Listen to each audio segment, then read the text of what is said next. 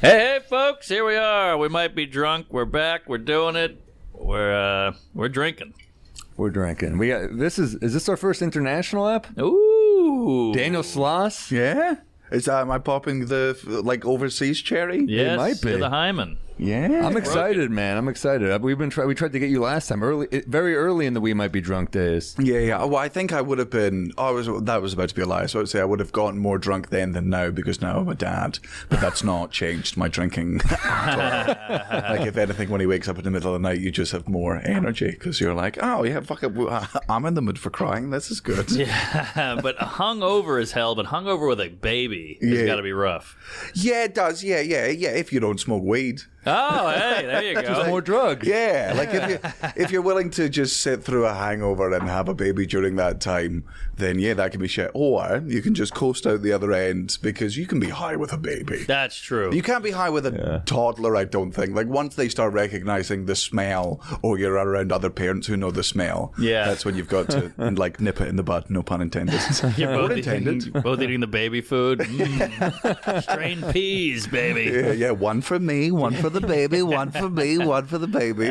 But yeah, man, being high with a baby is good because you know, I'll stare at plants for 45 fucking minutes if I'm baked as well. We can just go in the garden, touch some fucking flowers. It's a great day. That's a fun dad. I can't smoke. I get so paranoid on weed. I can't do it.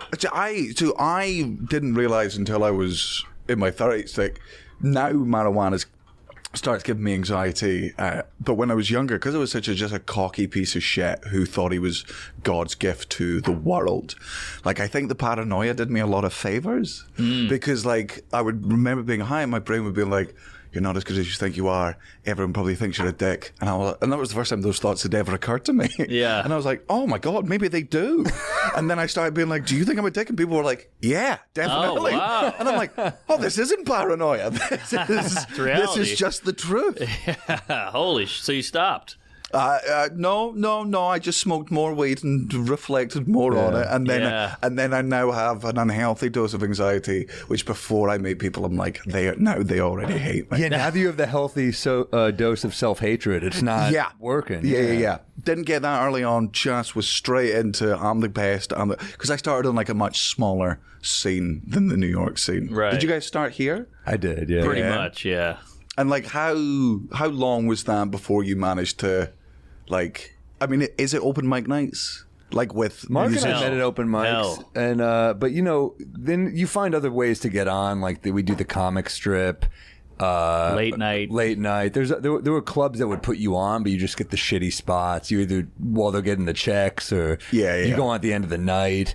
And it's funny. You get so mad about that shit. And I just wish I could have told myself, none of this is going to matter. Right, You're mad because some dude named Angry Bob cut the line. Yeah. That was his name, Angry Bob. That's true. And he was like, I'm going on first. And I was like, there's no justice in the world. And I'm like, none of this. Yeah, unfortunately, your name's just Sam. So, like, it's like, obviously. I'm Sad Sam. Yeah. Obviously, we're going to put Angry Bob on first. He's angry. He flips the fuck out. Yeah, that was his act. What are we drinking here? Today we're doing Bodega Cat Rye Manhattans. Woo! On the rocks. Thank you. Dear Jew. With a little Luxardo Cheers. cherry. Hey. Can we get one from Mike as well over here? Yeah, Mike wants one. All right. Absolutely. Who is Mike? You the agent? Publicist. Oh, even worse. That is delightful. That is very, very nice. Love a dark sherry too. Do you guys not get that? Is there not any fucking weird, like, drinking, what's the word I'm looking for? Like, fears that you've got to do. What do you do? What's this? If you have to tap the floor before you go on stage. Oh, like an OCD or superstition? Superstition's the word I'm looking for. Mm-hmm. One in the UK is you have to make eye contact while cheersing someone. Otherwise, I don't like that. Otherwise you'll have sex for like 7 years.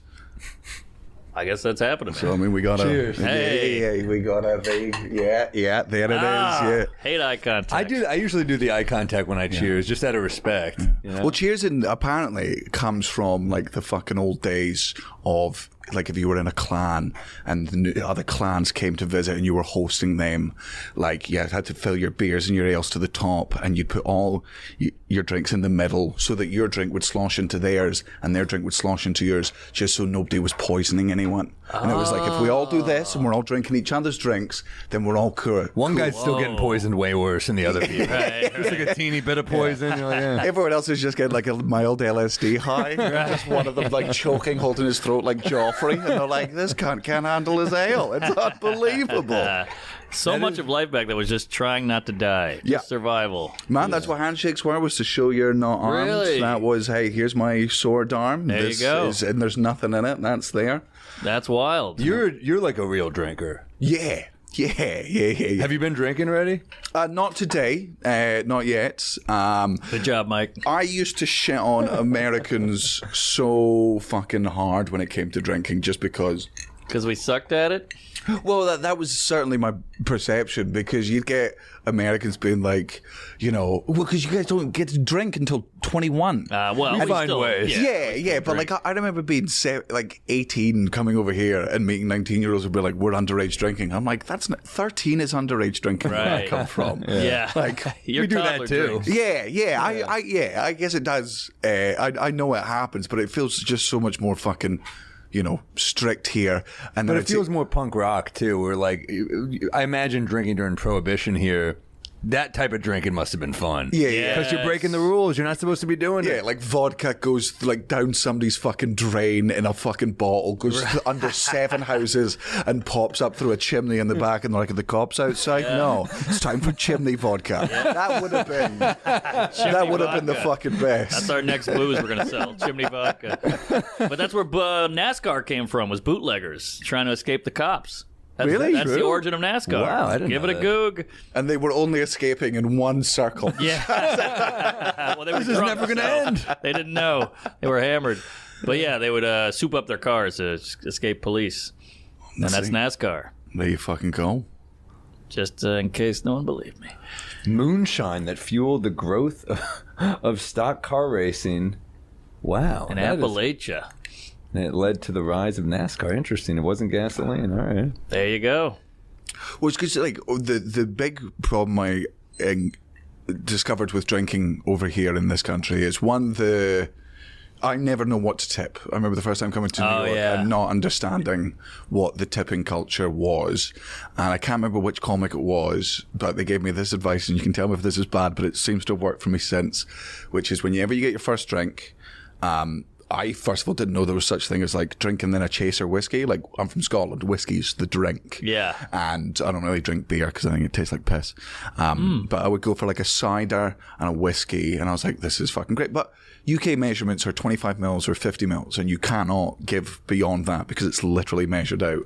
Whereas here, you guys are just like, How much is too much whiskey? And you're like, about 7 blinks of eye contact ago was when you should have stopped. You're cheersing the whole time, though. Cheersing, not breaking. That's the problem. I couldn't look down to check. He goes, just tip like 5 on the first drink, because then that bartender will not leave you alone anytime you're up at the bar. Then beyond that, every drink you tip $1, and then by like the 4th and 5th drink, they'll just give you like a free drink. Buybacks. Yeah, which again, not a fucking thing. And so for my first time in New York, I did that and it all fucking worked. I can drink 5 whiskeys in Scotland and, I mean, not be fine, but I know how much I've had there. Whereas I'm 3 whiskeys in America, because I've tipped this guy, it's just up to the fucking brim. I'm drinking it at the same fucking rate. If it's a gin and tonic, I'm like, this tastes different to the gin and tonics back in the UK. Right. And that's because UK gin and tonics are 25% gin, 75% tonic, as opposed to if you've tipped a bartender $7, it is gin, a bit of vodka, and then they basically just whisper the word lemon on top. And they're like, here you go, here's your favorite cocktail from home. Yeah. There's something, though, about that, like, where they think they're hooking you up and the drink's just horrible now. Oh, brutal. Where they're just like, I got you, and you're like, I would have just ordered a gin. Yes, I can't drink this. Yeah. It's poison. But I can't not drink a drink. Same. Like, if gotta it's, finish it. Even if it's a gin and tonic that I know is going to be a problem for me. Like, it's my 7th one, and I know this is another 4 shots of gin. I'm like, I'm mature emotionally strong adult would be able to self-reflect and go, I don't need that because it's already going to be hard getting home. And I'm like, but I remember being 16 years old and asking people outside of shops to buy me booze and them not buying me booze. And then like having to go to that party sober and being like, I'm never going to put booze away again. Like if it's ever in front of me, I owe it to 16-year-old me. There's some sober kid in Africa who needs me to drink this. But I'm the same way. I mean, remember when we were younger, you go to bars and we couldn't buy booze back then. So you just... I'll just chug this lady's wine, then I'll drink this whiskey that's got a cigarette butt in it, but I'm putting it down because you just need to get a buzz. Yeah. Let that be a lesson. If you can buy kids alcohol, do it. Do it. Yes. Because otherwise they're still going to drink it. Right. But they're going to drink stuff with cigarette butts in it, previously spiked drinks. Yes. You'd be doing all these teenagers a favor if you just bought them some Mike Hard lemonade. You ever get to the bar? Another thing they do here in the States is you'll get them in hand sometimes, and you're like, maybe it's like $18 there. It's like, damn, that's really expensive. But they pour it up to here. So you're like, that's 3 drinks. Yeah. I know. Yeah. You ever go on a date with a girl, and they're like, okay, and they don't drink it. You're like, come on, you're killing me. That was $19. It was back when I was single made me realize how much... I don't think I'm an alcoholic because it's not like I need it to function. I just love it. And when the opportunity arises, I don't do it in the mornings. I don't do it in drive. Yeah. But when I was on dates with girls, and I would just... By the way, that did not make you not sound like an alcoholic. I don't do it in the mornings. I don't do it while I drive. I'm like, all right, well, that still leaves the afternoon. Public transit. Yeah. Oh, man. When they stopped public drinking on the tubes in London, and as the protest the day before, every single tube in London was just people drinking on it, getting shit-faced, handing out booze to each other because they're like, we'll enjoy this while we can. Hell yeah. Yeah. And how else are you supposed to get through public transport? Oh, my God. If you're not shit-faced. Problem is, most people I know who I drink with are good drinkers. You get on that train, there's a lot of bad drinkers on there. They don't know how to behave. They become the loud drunks. I'm like, these are the people that should have quit. Yeah. Have you got any friends that like you get to a point, you hang out with them a couple of times, you're like, oh my God, this is like being at summer camp. I've got new friends. We hang out. Oh my God, we're texting a lot. This is weird. And you hang out every time and it gets better and better and you learn more about each other. And then there's one time you hang out with them and it's either they drink too much or you see the coke side of them. Oh, yeah. And you just go, oh, now I've seen the demons in the brain. Like we lifted the top off, and I've seen the very dark side. Yeah. That's how this podcast started.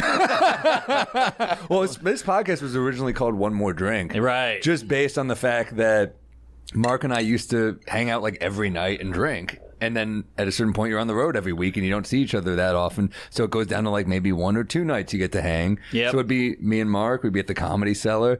And you guys, we never see each other. All right, one more drink. There midnight. you go. 2 a.m. One more. 4 a.m. One more. Turns into we're leaving at 7 a.m. Yeah, the sun's out. And so we're like, it's that spirit of like friendship where you're like, we need that one more drink, and that's we didn't change it because there was some podcast with like 5 episodes. Yeah, we could have done one more. Drink. If they've only got 5 episodes, they cannot call themselves One More Anything. They're quitters. Yeah, that's true. Yeah, we'd had a lot of long nights. But the thing is, you do have that friend where you see the dark side. I remember a friend, he'd be really funny sober, and then he'd get drunk, and you'd see him at the bar, shit-faced, the bartender like, sir, get out of here, and he'd be like half awake, like, get me a beer, you bitch, and then he'd fall over, and I'd be like, I think I should get him out of here, probably. Fucking dead. But there's always the one who gets coked up, then you have the friend who's a fist fight guy, then you have the guy who's grabby, and then you got the racist guy, where you're like, oh, wow. Yeah. That came out. The fist fight guy can never fight either.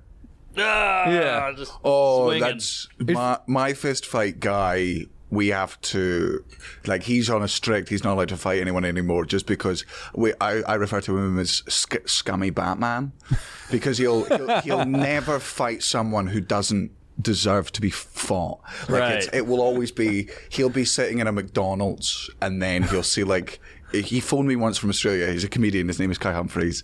He phoned me from Australia, and he was like, please answer the phone. I might be going to jail. And I'm like, great, here we go. This is vintage Kai. He was drunk.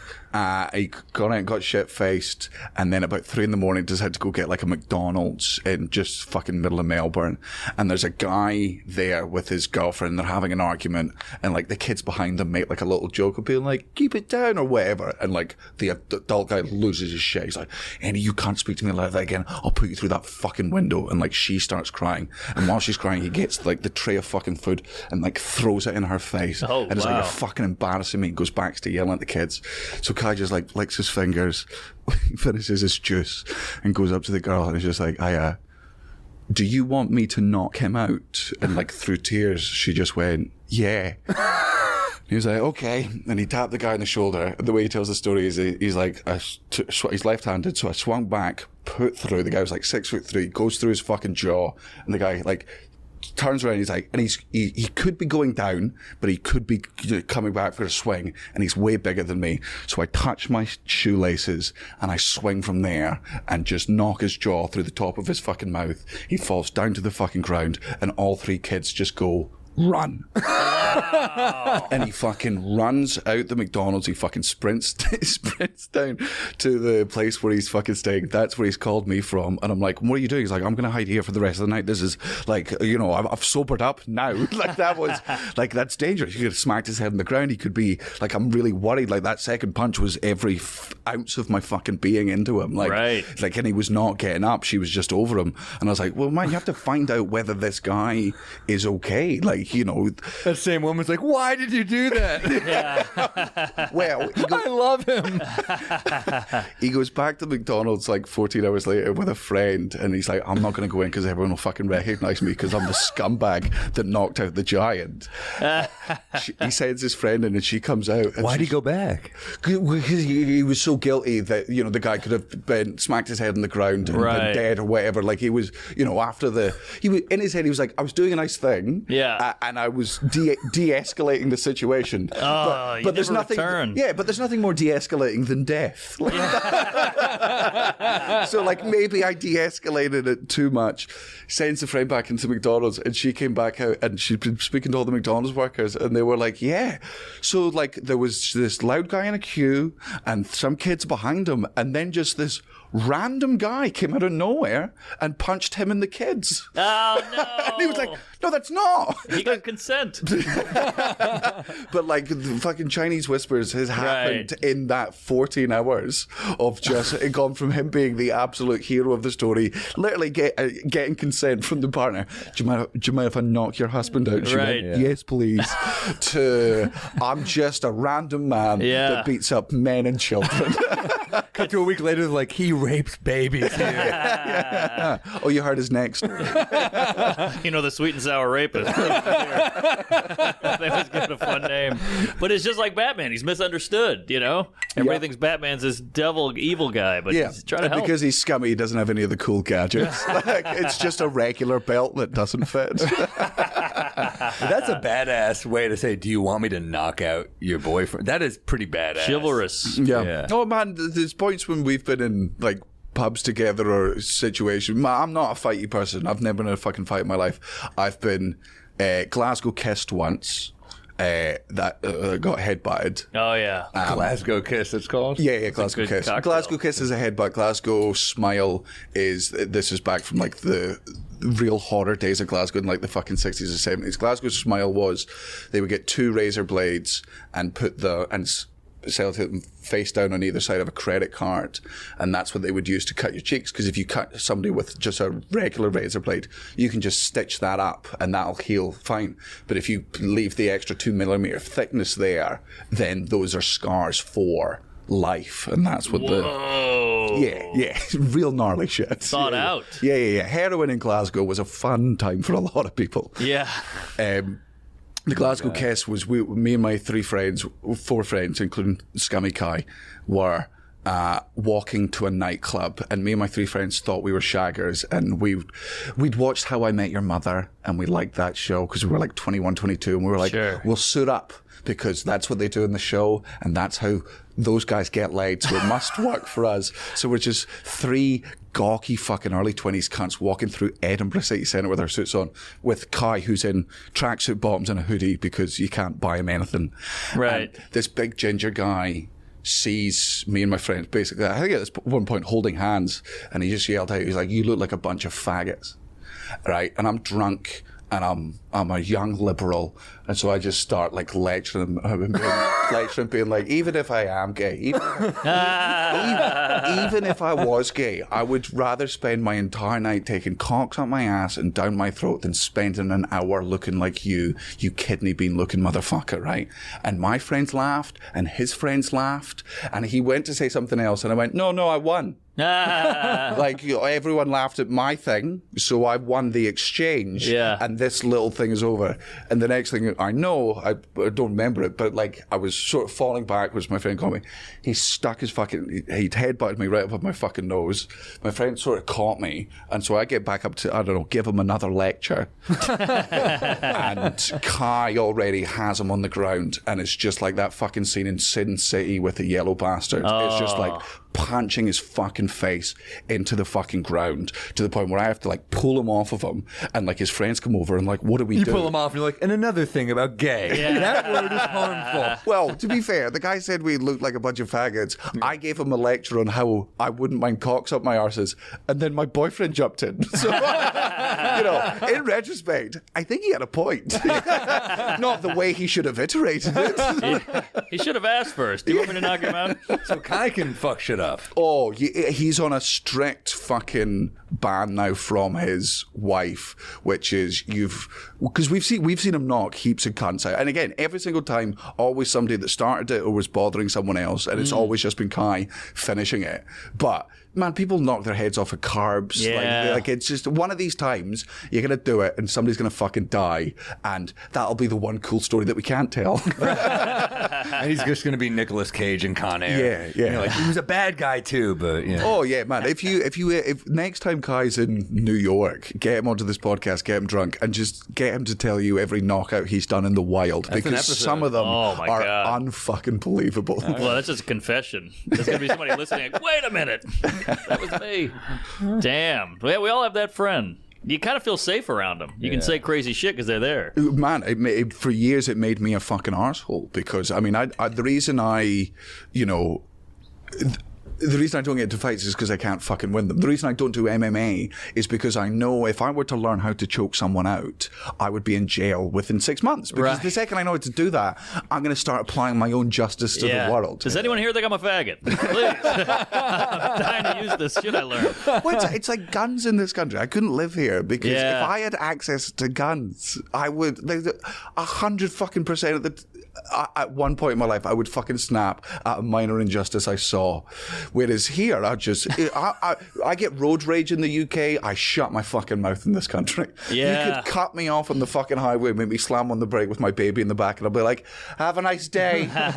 You're clearly having a rough time there, ma'am. I wish you all the best. Hope you get to your destination right on time. No complaints from old Sloss balls." That is our rep. I do think people from other countries are like, oh, if you get heckled, you can just shoot the guy. Yeah. You know, on stage. You can't, right? Self-defense In technically. Texas. Yeah. No, I was just in Louisville, and I'm doing bits making fun of guns, and out of the gate they're like, boo, and I'm like, perfect, let's fucking do this. Like, that's what I'm excited about, bits when they fucking hate the setup. Yes. You know what I mean? Right. But yeah, they love guns there, and most places in this country. Oh, I've had guys show me a gun. I was like, what's this guy all about? And I was like, carry on. Yep. I did a for you. religious joke in Indianapolis, and the guy in the front row just showed me his gun. Damn. And that was, I don't think he was threatening me. I think it was like gun banter, but I come from a place where gun banter doesn't exist. So I was just like, Yeah, we actually have a term called gunplay in America, which is the weirdest, like, euphemism. Gunplay. Oh, I was in Indianapolis once, and I'm going back to the hotel. Everything's boarded up. Like the streets shut down. I asked the cop, "What the hell happened here?" He said, "Oh, there was a shooting right there. Some kids shooting around." Shooting around. Shooting around. That's basketball. Right. That's not murder. Exactly.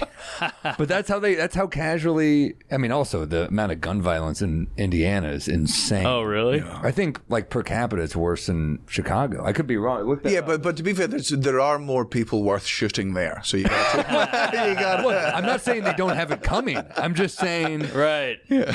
Damn, I didn't know that. a lot of guns there. How about that? Well, it's amazing, actually, more people don't get shot in America. We got all this mental illness, all this opioid stuff, and guns. Yeah. We're doing all right. Yeah. Hold on. Do you not think you have a lot of shootings in this country? Oh, I'm sure there's one happening right now that we'll hear about in an hour. There's probably one in this building. Yeah. No, not in New York City. We have the amount of. That's how you know guns are the problem and not mental health because of the amount of crazy people in this city. True. And it's like you're never on the subway. Guys just come on screaming. You're like, yeah, I'm fine. Yeah. Yeah, I'll do another. That's true. We see dicks because they have dicks. Yeah. They don't have guns. See a lot. There was of the one dick subway today. shooter, but he didn't even hit anybody. He stunk. He hit like. We don't have practice. Yeah. If that was a fucking. He if that was a a stormtrooper? Oh no, he stunk. He was like an Indian in a John Wayne movie. He couldn't hit shit. Because Well, we only just introduced them to guns. There's no way they could Exactly. have, you know. He'll get there. Have you fired guns? Oh yeah. Yeah. Shooting range is like a pastime here. It's like fun. I fired guns when we went to Vegas. It was the first time I'd gone to Vegas. Was that you who did the shooting? Yeah. Out of the hotel? I was in my hotel room. Yeah. I couldn't believe how accurate it was. But I tell you what, I fucking hate country music.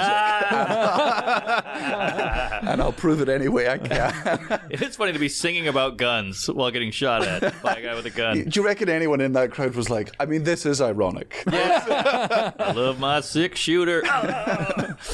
We went to just a gun range because I was like, when am I ever going to get to fucking fire a gun in my life? And they gave us like a pistol, and it was the most terrifying thing because, man, I was accurate immediately. Like, it's just like computer games. Like, you aim at the thing and you shoot. Right. And you just go, this movement should never be enough to take somebody's life. This is barely enough to make someone come. like you can't, just that. There's, stabbings are brutal, but there's more like honesty and effort involved. It's intimate. Yeah, they give us shotguns fired to those. Those are obviously accurate I regardless. think I'd rather be shot than stabbed, though. Stabbing is like, it's repeated. Yeah. It's more than, it's like, Schwarzenegger used to have that big, remember that Yeah, but Nick people get shot multiple times. True. They do, but yeah, maybe you're right. But stabbing, they're right on. It's almost like a hug. It's like they're fucking you. Yeah. And also, it's a bit on you. Like if you got stabbed, you're like, oh god, somebody was within 5 feet of me. They got within my range. I wasn't, ready to use my black belt in karate. Yeah. Whereas you could just be shot from across the street, and you're like, that's unfair. That True, doesn't it is feel- unfair. Yeah. It's my biggest fear of unfairness happening to me is I regularly gig in Los Angeles, and if I'm in that state when the earthquake that they are 400 years overdue for takes place. Oh, yeah. I just don't feel like it should be allowed to happen while I'm there. I would, it's so overdue for this fucking natural disaster. And I'm like, I would just be there trying to show the earthquake my passport, being like, no, I come from a country that doesn't have this. Don't, come on. Like the one time you go visit Yellowstone is the one time it blows off, and you're like, well, I know nobody else is going to get these photos, but That's what I feel. The one time I went to Wuhan, I caught something. And, The one time I flew to Malaysia. No. How'd you make it back? I don't know. The joke doesn't work. Shit. Yeah. Oh, fuck.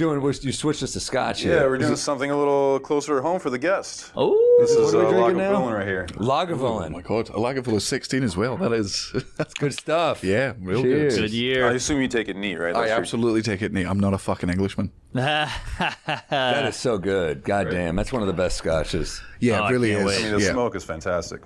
Yeah, The one on the rocks are neat as well. I like a rock. I'm an you can Englishman. be. I will. I mean, you're American. Yeah. You're We Englishman like from ice. like 4 generations ago. Yeah. When did you guys become a country? 1776. 1776. Not yeah. long ago. Yeah. Cheers.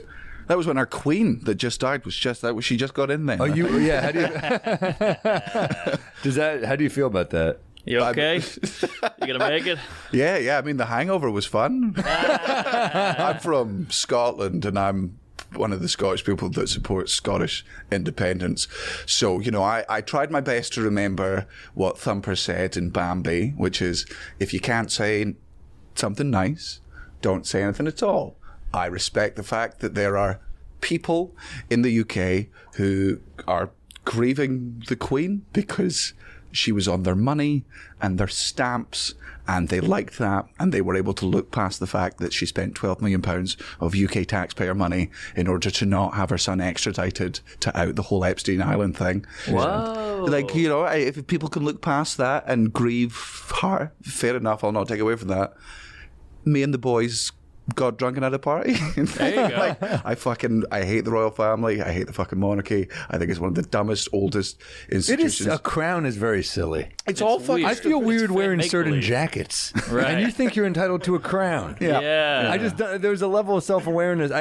I also, when Boris Johnson said it was the darkest day in the history of England, I'm like, settle down. Yeah. No. What he means is the darkest day in UK history that we'll write about. Like, you got to remember, when Britain discovered India, right? This was before social media or like the news properly existed. So they just got to lie about what they were doing there. We were trying to colonize the world, and they were like, hey, we found this big, lovely landmass. It's hot. There's heaps of food there. And we were like, are there any people? And they were like, huh? Like, were there any people on that landmass? And we got tea. Look at this new tea we discovered. Yeah, that's great. Can't wait to have the tea. Just out of curiosity, were there any people there when you arrived? We taught them cricket. we only gave. Ignore the massive totems of smoke coming from that general area, though. Like, my problem with the monarchy is basically, she did so much. Britain is very like America in the sense that history is written by the winners. Yeah. So the stuff the reason people think they like the Queen in the UK is because they're taught about the Queen through the English education system, which was, and one time she said hello to a dog, and there was another time she kissed a leper on the head. Well, it was via FaceTime. She did it on the screen. Anything about Nazis in there? Some highlights, young Queen highlights. What about the paedophile son? The paedophile son that we all know, like he was on television, basically meant to be. It's weird to be a known pedo. Yeah, And and to get to live in a fucking castle, like the amount of fucking. Do you think you can still get a massage?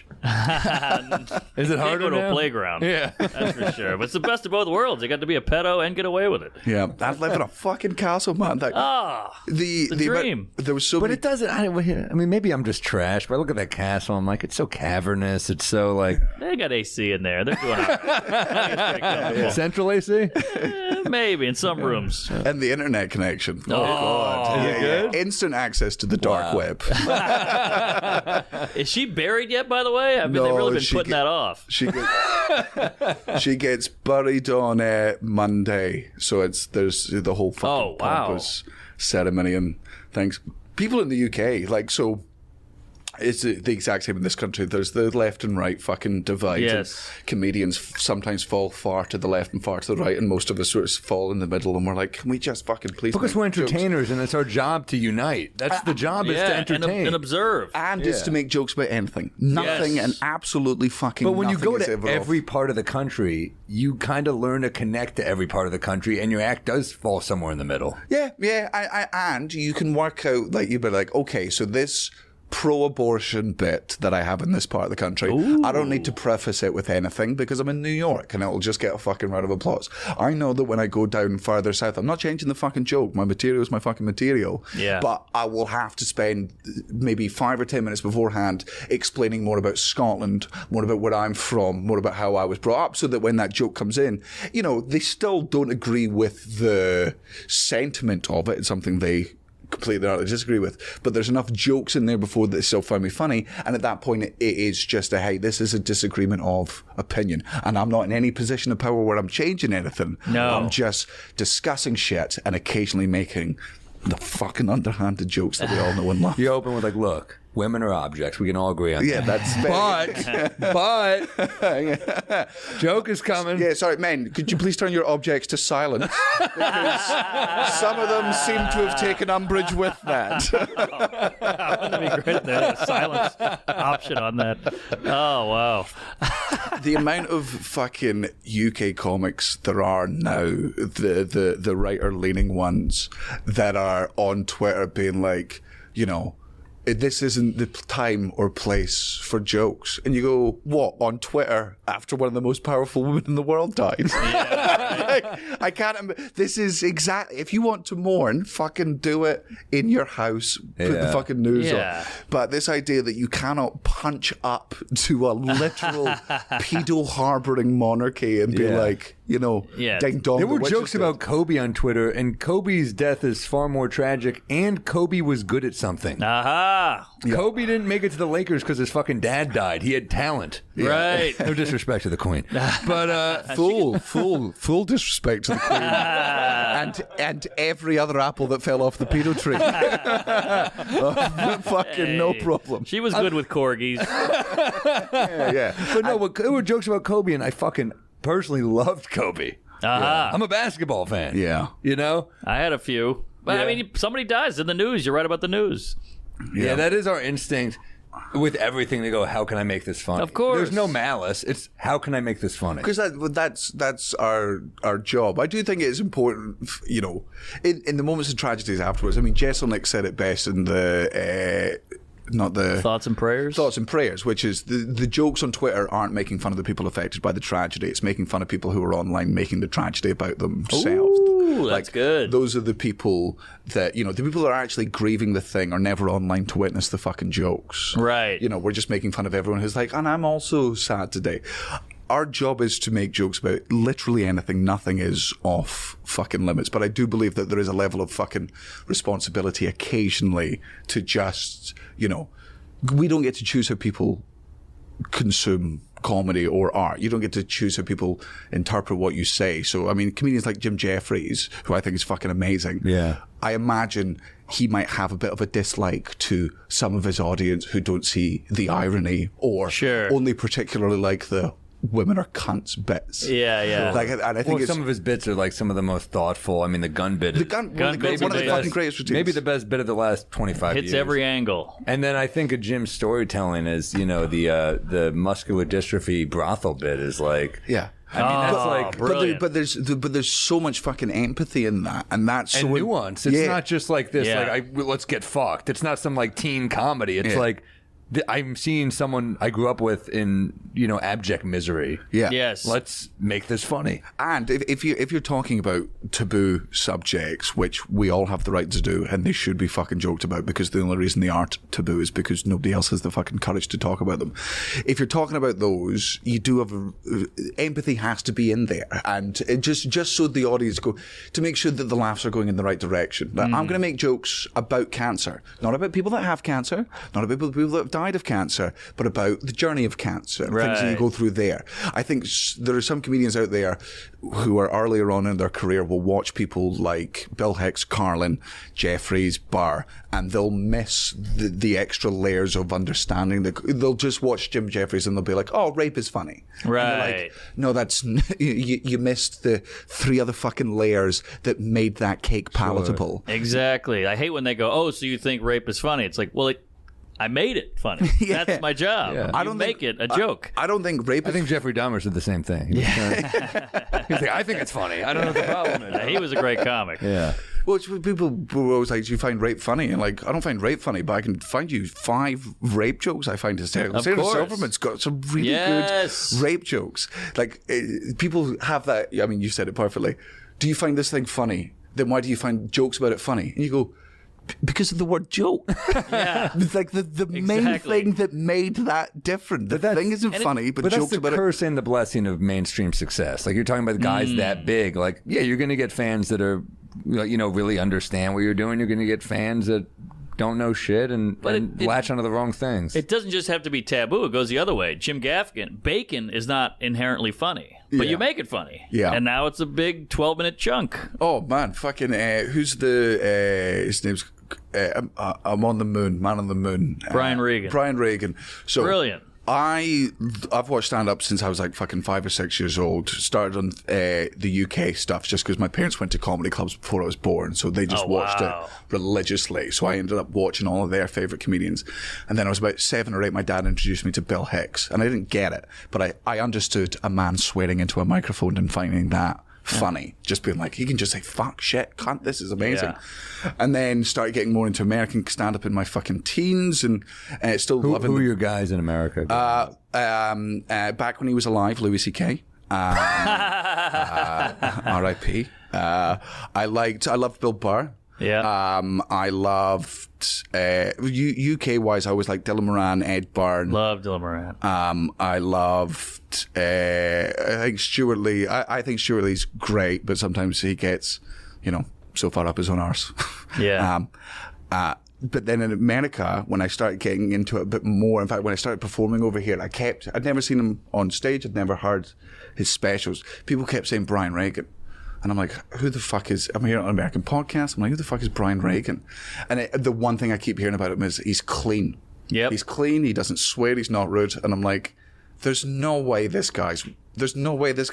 No, let alone one of the best. Yeah. There's no way this guy has fucking material that I couldn't fucking write myself if I gave myself 2 hours in a fucking office. Like, you clean jokes about fucking airports. Fuck off. And then I hear like Bill Burr talking about him and like with genuine respect in his voice. And I'm like, there's no fucking way this clean cunt can be fucking good. And then I watched Man on the Moon and was just like, oh my fucking God. and the entire time I'm just watching it going like, he's not sworn once. None of it's rude. No. None of it's There's like no victim except him. No, yeah. I truly fucking mind blowing. I can't believe that. He makes little things funny. He's got this whole bit. That bit is taped in a comedy club. It's just a set, like an hour set. And he does a bit about when you're a kid and you do like ramps in the front yard and you break your arm and you're like, Mom, Bobby broke his arm, and if you get peanut butter, get smooth. And you're like, that's just so funny. It's like something a kid would say. And he's so good. How do you write that? We almost had him on here. I will get him, but like similar situation to you, where I hit him up and I was like, "I see you're in town." He goes, "I'm leaving today," and but he said he'd do it. So. And he drinks. And one thing I've learned about Brian Regan I've worked with people who have worked with him. Apparently, is sincerely one of the nicest guys. He is very nice. Like, great it's guy. just like the sweetest. A guy that opens for me in Madison met him and was like, and he just took me on a night out because he found out I was another comedian. There you go. And that's, whenever comedians at that level still remember what it was like to be a newer comic, like that's... And you're that newer comic, and that night might have kept you going. Exactly. 100%. Just having that fucking... Not even just that night, but to have that fucking story. To be treated like a fucking peer by somebody who you think is so far above you can be fuel for the next 4 fucking years. It's always the funny ones who do that, because all the dicks are never funny. The guy's like, hey, don't talk to me. You're not at my level. And you're like, well, you suck anyway. And I'll pass you in 5 years. Yeah. But Regan, one time I was bombing in Charlotte, North Carolina at the Comedy Zone. This is 12 people in the crowd. Bombing. There's one cackle in the back. And I'm like, well, at least I'm killing with that guy. Blah, blah, blah. Pouring sweat. I get off. It's Regan. Great. And I'm like, what? We've never met. We've never hung out. And he's like, I was doing the theater in town. I was lonely. You want to get drunk? We ended up getting drunk for 7 hours. And it was amazing. And that was it. I met him in Jamestown, New York, like Lucille Ball Comedy Fest. They had an awful... pull up the statue of Lucille Ball in Jamestown. I've been there. It's the worst looking thing. No, so just while you tell this, can you remind me of who Lucille Ball is? 'Cause I know the name. Oh, I Love Lucy. There Right? we go. Yeah, Classic. yeah. Oh, I thought you were fucking around for a No. second. That show didn't. And by the way, I never saw the show I Love Lucy. I just know that I reference. mean, that is not. I thought that was Rosa Parks. What the fuck? Pull up what she actually looks like. She's a beautiful woman. Hey, that's a better statue. Yeah. Also, that's a little She was a hot redhead in real life. Oh yeah. Oh, I mean, the second one that you pointed out was way more accurate than that first fucking Yeah. abomination. Well, I mean, look at that. That's a pinup right there. Did you ever see the god fucking awful statue that somebody did of Cristiano Ronaldo? No. Pull it up. And he's man. like a hunk, right? Yeah. And he's got an 8-pack. He's Like, I'm pretty sure he put out a hit on the guy that did this. It's that. looks like Sloth from Goonies. Oh man, the teeth are all jacked up. Holy shit!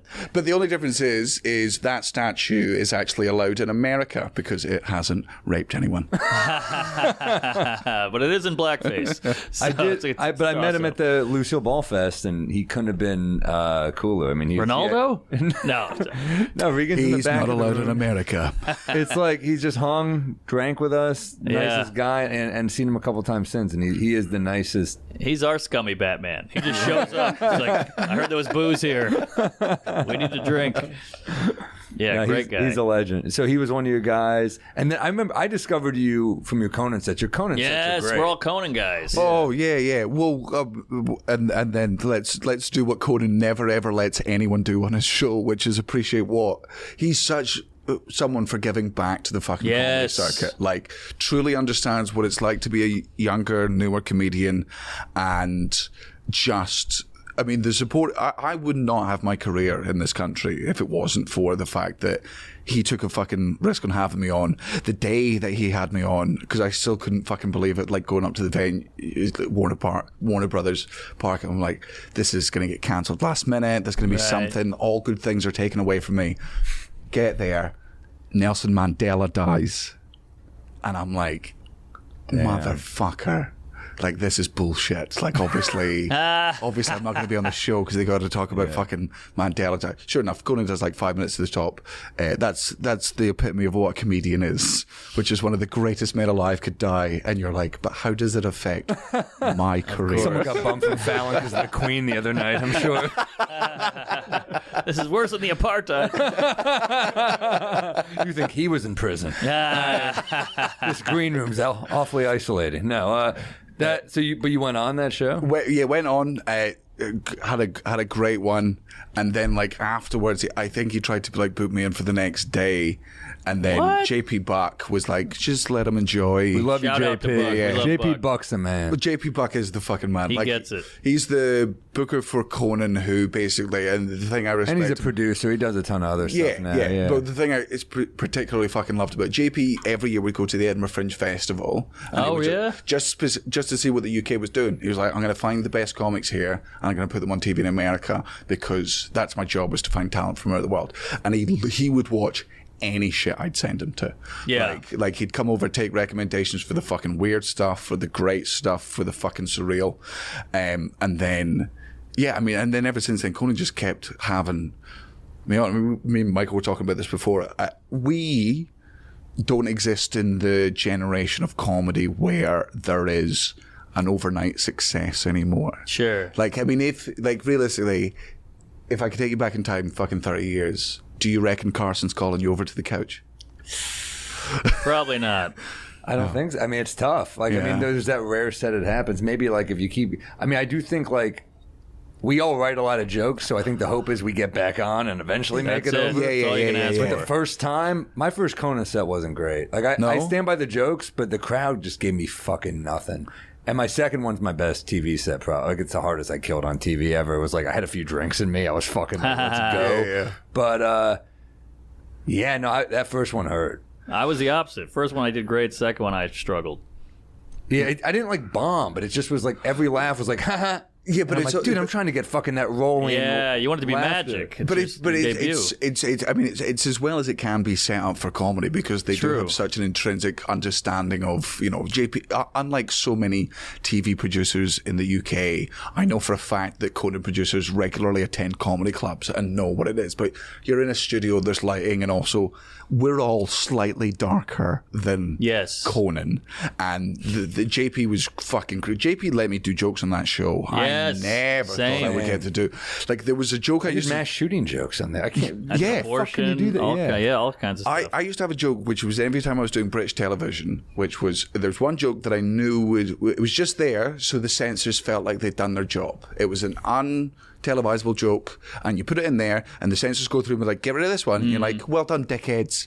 That's why I put it in there. So they ignored the rest of the stuff because they felt like they did the job. Very smart. I sent that entire set through to JP, and he was like, great. And I was like, what?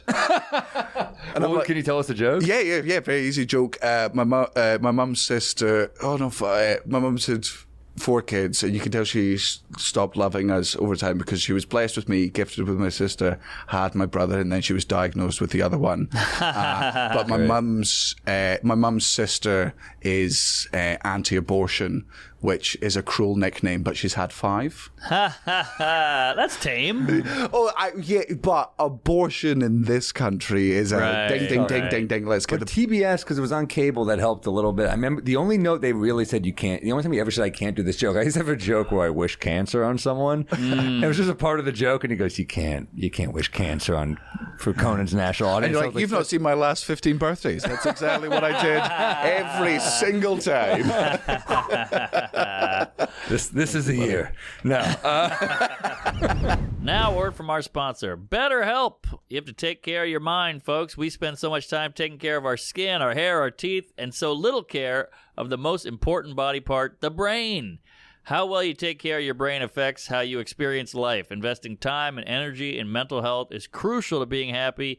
Eating right, working out, and getting plenty of sleep are a good start, but no substitution for talk therapy. BetterHelp makes online therapy accessible, convenient, and affordable. We love therapy. It's good for you. Don't let those bags pile up. Everybody's got shit in their life. Everybody's got drama. You got to make it work. You got to be healthy, and that's how you do it, is talking about it. That's how you get it out. BetterHelp is online therapy that offers video, phone, and chat therapy sessions. You can choose to not see anyone on camera, and it's much more affordable than in person. You can be matched with a therapist in under 48 hours. We Might Be Drunk listeners get 10% off their first month at BetterHelp.com/drunk. That's BetterHelp.com/drunk. Get on it. If you haven't already, it's smooth. If you haven't heard already, it's Smooth Sack Summer. The leader in below the belt grooming is making sure we all have a ball this summer by giving your pants partners everything they need to stay fresh. I love this thing. You gotta love the Manscaped Performance Package 4.0. It's got it all. I use this thing on my sack. I go around the base of the shaft. You just want a little extra length. And no better equipment than these guys. Manscaped did it right. They got a goddamn headlight on the thing. Yeah. And you can't nick, you can't cut. I mean, there's a lot of veins down there and a lot of precious material you don't want to ruin. I just used it, man. It's. I feel lighter. It's great. Yeah, it works. I had a fucking fro covering my balls. Yeah. Big fan. Our pubes look like our hair, so it's not that different. And you need a real... I got sideburns, too. You need a real mower down there. Yeah. The Lawnmower 4.0 body trimmer and weed whacker nose and ear hair trimmer features proprietary advanced skin-safe technology to protect your delicate parts and holes. Both are waterproof, so you can shave in the shower. Come on. Get it all out in one go. Manscaped even threw in 2 free gifts to their Performance Package 4.0, the Manscaped Boxers and Shed Travel Bag. Take a look at the Shears 2.0, a luxury nail grooming kit. I keep one in my bag all the time. This kit includes stainless steel nail cutters, tweezers, and grooming scissors. No more scratching your lady in bed with those feet. Get 20% off and free shipping with the code DRUNK at manscaped.com. That's 20% off plus free shipping with the code DRUNK at manscaped.com. It's Smooth Sack Summer, boys. Get on board or get left behind with your hairy ball bag. Hey, folks. We Might Be Drunk is brought to you by Raycon. I've been listening to a lot of Rodney Dangerfield lately, and it's been great. Whatever you listen to, it'll sound better with Raycon earbuds. Raycon's everyday earbuds look, feel, and sound better than ever. They fit perfectly and don't budge. Raycons offer 3 sound profiles that let you listen to whatever you want. I love Raycon. I listen to them when I run, at the gym, in an orgy, when I go to bed. I like to pop one one right in my ear while the lady's sleeping next to me. She snores like a angel queefs, and it keeps me up. So I pop in a Raycon, and I'm none the wiser. I got an audiobook going, maybe a little R. Kelly. Who knows? Get the same quality as any other premium brand at half the price with wireless charging. Raycon gives you 8 hours of playtime and a 32-hour battery life. 32. Go to buyraycon.com and use code MightBeDrunk15 to get 15% off your Raycon order. That's code MightBeDrunk15, one word, at BUYRAYCON.com to score 15% off. Buyraycon.com, code MightBeDrunk15. Get on it, folks. It was really a pleasure working with JP. A lot of bookers, and it's not their fault. You're dealing with standards and practices on these networks that are just like, most of these hosts are more concerned with being liked than funny now. Yeah. And that's not what we're going for. Yeah. You know, and that it will fuck up a set. Yeah, of course. But Conan was always so warm. Like, remember, did he come in your green room and do the whole spiel? Came in beforehand. Also, like, one of my favorite moments is my first Conan spot is Conan hadn't seen me before. He just trusts JP, which again is another great sign of a good boss who just goes delegate and full 100% trust. The final 30 seconds of my clip on Conan, you can see Conan coming over to me, and he's like, "That's great," and there's genuine shock and surprise in his face that I was good. It's one of the clips that I fucking go back to, and I'm like, oh man, in that moment I had genuinely impressed one of the fucking greats. The greats, and you look up and you go, oh, he's so big. He's such a fucking tall man. He also, he was so generous and sincere. I mean, to kill in front of Conan is the best. And I could tell when it wasn't my best. Every once in a while you have one. But yours, I watched all those late night sets at that time. Yours all went viral, too. They all have you had million great plus. late night sets. I mean, they were.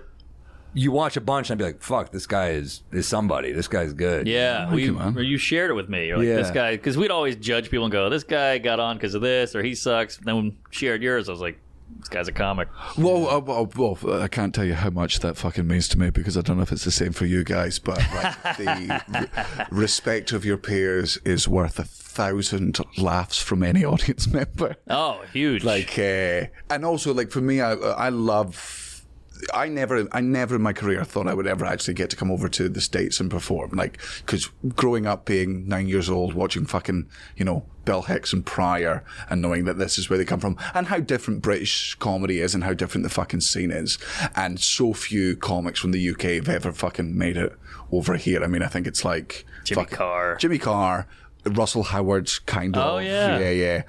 Billy Connolly certainly made it into movies.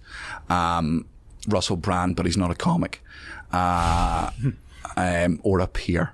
Do you know him at all? I know heaps about him that are unrepeatable. Oh boy, but not a good man. Wow, great chest hair. Great for getting Sarah Marshall. And it's easier to come to terms with because he was never, ever, ever good at stand-up at any point in his fucking career. So it's, I don't feel like I'm bad-mouthing somebody that went through the trenches like we did. He was somebody that skipped a bunch of fucking levels, became a fucking TV presenter, and went, I'll just be weird. He stole somebody else's act in the UK. Oh, you hate to hear that. Yeah. Damn.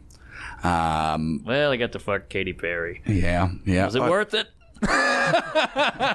and then dumped her, like, really, like 20 minutes before she went on stage. There's a Katy Perry documentary. Wow. I haven't watched it, but like the advert for it is like apparently like literally 20 minutes before she goes up, her husband, like, if you're, by the way, there's officially too many documentaries. Yeah, there's a fucking Katy Perry documentary. That's like crazy. She's like still young. Yeah. I know. Wait till they're like 70 or something, Yeah, but what if she dies before then? And we'll never get a good Winehouse documentary because she had too much fun too young. Wait, what happened to her? No. What? So she dumped her right before she went on. Oh, the advert for the documentary is like her getting a text backstage, and then like 20 minutes later, her in tears being like pushed up like from the thing going up the stage. First of all, I have, in my younger years, dumped someone by text. Now, as an adult, I'm like, it's impersonal. It's immature. You shouldn't dump people by text. There are some times when it's fine. Like if it's a crazy person and you're getting out of that relationship and you're like, I've taken the stuff, the house is yours, goodbye. Yeah. You can break up with someone to text that. Yeah. You can't divorce someone via text. Like that's you can't just be like, you can't just screenshot, like take a picture of the divorce papers and then just via WhatsApp send that through. And then you're like, just reply with a tick. The lawyer says that counts. Like she's just there being like, can we not discuss this? No, sir. No, can't do, baby. I'm playing London. Wait, divorced? Not just a break? Oh, shit. I didn't know that. Full, yeah. Wow. You get the papers, they're still buffering. She's got to sing Teenage Dream after hearing that shit. Damn. All right. I had no idea about the Russ. Yeah, no, he's not. I mean, I'll tell you more stuff off camera. I can't wait. Patreon. So you came over here. Conan was awesome. Were you doing weird American markets when you came on over here? I was. So my big thing when I first came over was just I didn't want to fucking skip. I didn't want to cheat, but I also didn't want to be sent back a couple levels. Like, so when I started in Scotland, I worked my way up to become like doing 20 minutes there. And then after 2 years, I started going down to England and they were like, and now you're doing 5s and 10s. And I'm like, okay, I get it. I understand it's a bigger fucking market. I've come from Scotland's 6 million people overall, and the population of London, the capital city of England, is 8 million. Right. Fine, this is a different thing, and this is the main comedy scene where I am. And I go down there, and I restarted again, and I worked my way up through the 5s and 10s, and eventually became, fucking headliner at places like that. And then when I went to Australia, and they were like, great, so we'll have you in for 10. And I was like, not. But in Australia, I had to do it a bit again. I had to do the 10s and 15s. And then I'd done in fact, my first gig in America, I hadn't even done Conan. I think I'd just done Setlist. Oh, yeah. I remember Setlist. Yeah, and it was I love that show. Man, it was so fun. And again, I loved the fact that they filmed it. And For people listening, Setlist is basically you just get a word, right? Yeah, and you have to riff on it. Yeah, well, like my set list for tonight would be like dead old lady, right. like kiddie airplane, or whatever. And these are just the notes that we have that let us know what the next 2 minute, 3 minute, 5 minute, whatever bit is. Whereas what setlist is fucking Troy would just come up with random Scummy shit. Batman. Scummy is Batman on the screen. You got to go with it. And You got to make it funny. And you have to pretend. Not only do you have to make it funny, the people that sucked at setlist were the people that went, "Oh, this is a weird one." The whole point was you got to own it. you had to pretend this is the set that you do regularly. This is your normal set, and every comedian. This is a weird one. It's such a great response. This is a weird word. They're like, you're a comedian. Yeah, You're a professional comedian. Get it fucking going. Yeah. They had so many great comedians on it because I would be on with comedians who've been going for 25 years, and it was the first gig they'd ever been nervous at. Right. For so long, because, you're going on in front of an audience that you know is hot. You've seen everyone else have a decent enough fucking gig, but you do not know what you're going to say, and you don't have any of our jokes to fall back on. Like, we've all got bits when we're like, if something's going badly, there's one joke I'll do, and if that joke goes badly, just in my head, I'm mentally shut off. Right. I'm like, if they didn't like this, there's nothing. I'll get through it. I'm professional. Here are the words. Here's the performance. Whereas you don't even have that in set list. You have your weapons if you're on stage where you're like, this doesn't work, I'll save it. But yeah, in that environment, you got to save it. You can't even go to fucking audience stuff because the audience won't respect you from going away from the thing. And then you keep bombing so hard. Where are you guys from? Like, that's not part of this. I saw Kyle Kinane do it in Melbourne, and it was amazing. He is so good off the cuff. Yeah. Underrated. Yeah, he's great. So I done the Setlist TV show, which I don't think I fucking accounted for anything, but it was still in the middle ages of the sort of internet. So enough Americans had watched like British TV shows on YouTube and stuff. Mm-hmm. So I did Denver Comedy Works as my first ever comedy club in America. Spoiled. Oh, beyond sport. One of the best. Like, truly one of the fucking best. Magical, And, that room. oh, and the staff. Thanks for the Memories. The Tells album was Geraldo. there. Greg Geraldo Is that what? I had no idea that was there. Yeah. Thanks for the Memories Dimitri of Denver. Martin's. Greg Dana Geraldo, Good Day to Gould's. Cross the River. That's recorded man. there. Some of the best comedy albums ever. I got in there on a Wednesday or Tuesday, and then the first show was on the Wednesday, and then I do the show, and everyone was so nice. Obviously some fucking teething problems with like references that don't fucking make sense. Sure. And then I say to the staff afterwards, and they were like, "That was great," and they're like, and I was like, "I'll see you tomorrow." They're like, "It's Thanksgiving tomorrow." I'm like, "Okay, I'll see you on Thanksgiving," and they're like, "No, it's Thanksgiving. Nothing's open." Right. Like, did nobody tell you this? And I'm like, yeah, British don't really celebrate. It's kind of fucked up to bring you in on that. Yeah. Well, but they were, even when I get the hotel paid for and everything, so, but I didn't realize. And they're like, "Are you not doing anything for Thanksgiving?" I'm like, I'm Scottish. I'm not doing anything for Thanksgiving. The staff from fucking Comedy Works took me to their staff Thanksgiving. My first ever Thanksgiving was them cooking stuff I'd never seen. Fucking yams with fucking marshmallow on it. Favorite. yeah. I love those. Oh man, the judgment that came out of my mouth when that went into the oven, and I'm like, you know what? Some stereotypes are true. You fat pieces of shit. That is a fucking abomination. Like, we never should have let you become your own country. This is disgraceful. And then 3 hours later, after like fireballs gone round and I've smoked unlimited spliffs, I'm like, this is a gift from God. and we sat around the table, and I remember, like, because it was, Colorado, I think it was like 2 months before they'd legalized marijuana. Oh. Because we went to a guy's house and his entire bottom floor was just him growing weed. And he's like, "If the police don't arrest me in the next 2 months, I'm living in a gold mine." Denver.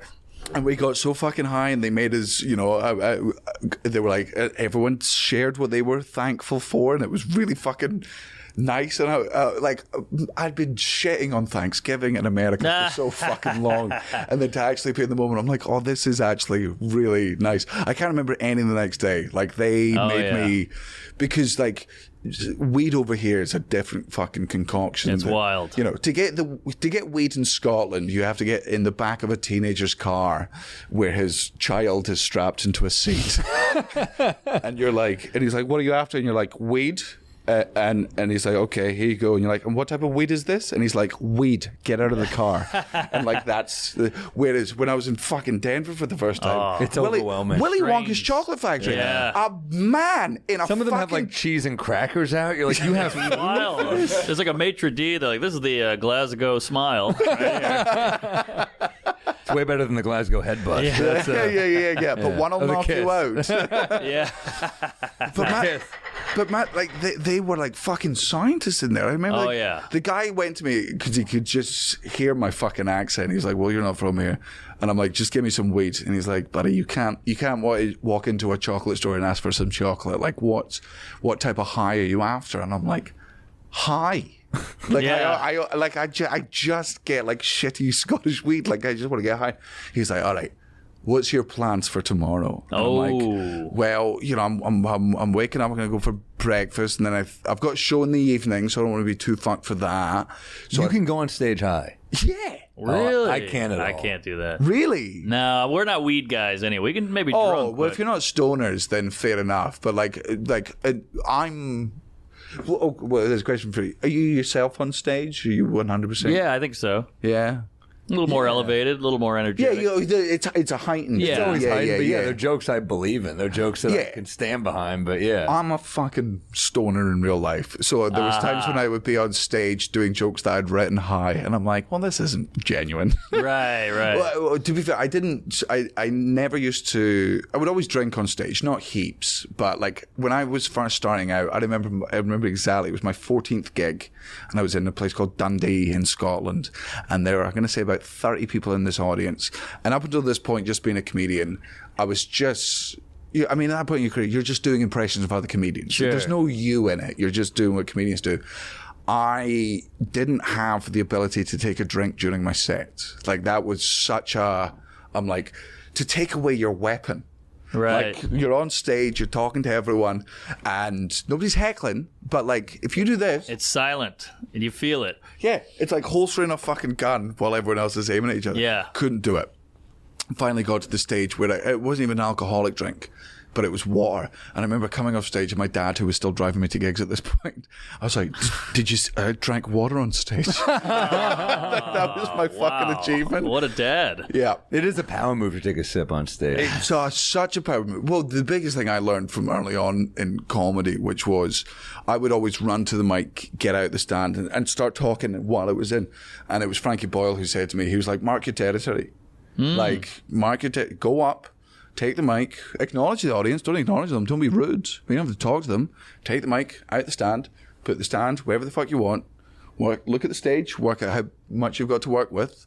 And all that is just going, I am 100% fucking comfortable up here. Wow. This is mine, that's yours. And because It says you're in good hands, too. Yeah. Because I always say the audience are the smartest and dumbest people at the same time. They're Schrodinger's audience. If you are nervous, if you're genuinely fucking nervous and scared, they will sniff that out from the street outside and they'll not come in. They'll be able to see it so easily. But if you can fake confidence, which is surprisingly easy to fake once you learn how to fucking do it, they can't tell the fucking difference. That's true. Like, if you're on stage and you're eating fucking shit, because they don't know you're eating shit, because they don't have 10,000 reference points that we do, that let us, we have a gig and we're like, this is about, in the bottom 20% of my gigs. They don't know. The average audience member sees... Every once in a while, I'll tell them. Yeah. So you guys know, it's a pretty bad gig for me. Well, you guys know. That's true. You guys suck. Well, but that was the biggest thing I learned from doing the Edinburgh Fringe is everyone was like, you cannot ever blame the audience. And I was like, well, that makes sense. Yeah. And then I still do it occasionally. During the Fringe, you're doing the same show. The same show at the exact same time, every single fucking night with the same fucking cadence. And you go, oh no, this is you. This works. This is absolutely fucking you. That's the most frustrating thing about comedy. You shoot a point in basketball, it goes in the basket, it counts. But our joke that works, they don't laugh. You're like, whoa, I've done this joke 900 times. This is on you. Yeah. Come on. There is, I fully changed my stance of it's never the audience's fault. I think comedians have the skill to make any room fucking playable. And if you're in a position where you have to make that room playable, and you can, but also you get to a certain point in your career where if you're successful enough, you look at a room full of people that hate you and you're like, I don't want to win you over. Because I don't want any. I don't want any of you cunts at the next show. I'd much rather just. I don't have that yet. please. Well, no, I look at them and I'm kind of like, I think they also value self-awareness. So sometimes I'm like, if it's going badly, I'm like, I'll tell them, like, I know this isn't going well. Yeah. I don't want you to think that this is a fucking win for me. And that helps. Sometimes it helps, but then also, as you're saying, like, if it's going badly and I'm doing new shit, like, and I know there's a way I could win them, sometimes I'm not done doing that new shit. I'm here to work, too. I'm here to build an act. There is that. So I can adapt at some point. Sometimes I'll even tell them, I'll get you, but I'm doing these fucking jokes. I'm here to work. Yeah. You know? And also, there is sometimes just that audience where you go, I'll fucking get you. And it's not in a way I could ever repeat. Like, if I've recorded this show, none of the material I'm about to use can ever be used again. It's very specifically calling you out, you old specky cunt, and you miserable fucking bitch. And like turning the, I think I always admire comedians that are, when I sit at the fucking back of the room and I go, I'm just worried about how my material is going to go down, and I know I'm not really going to stray from my material.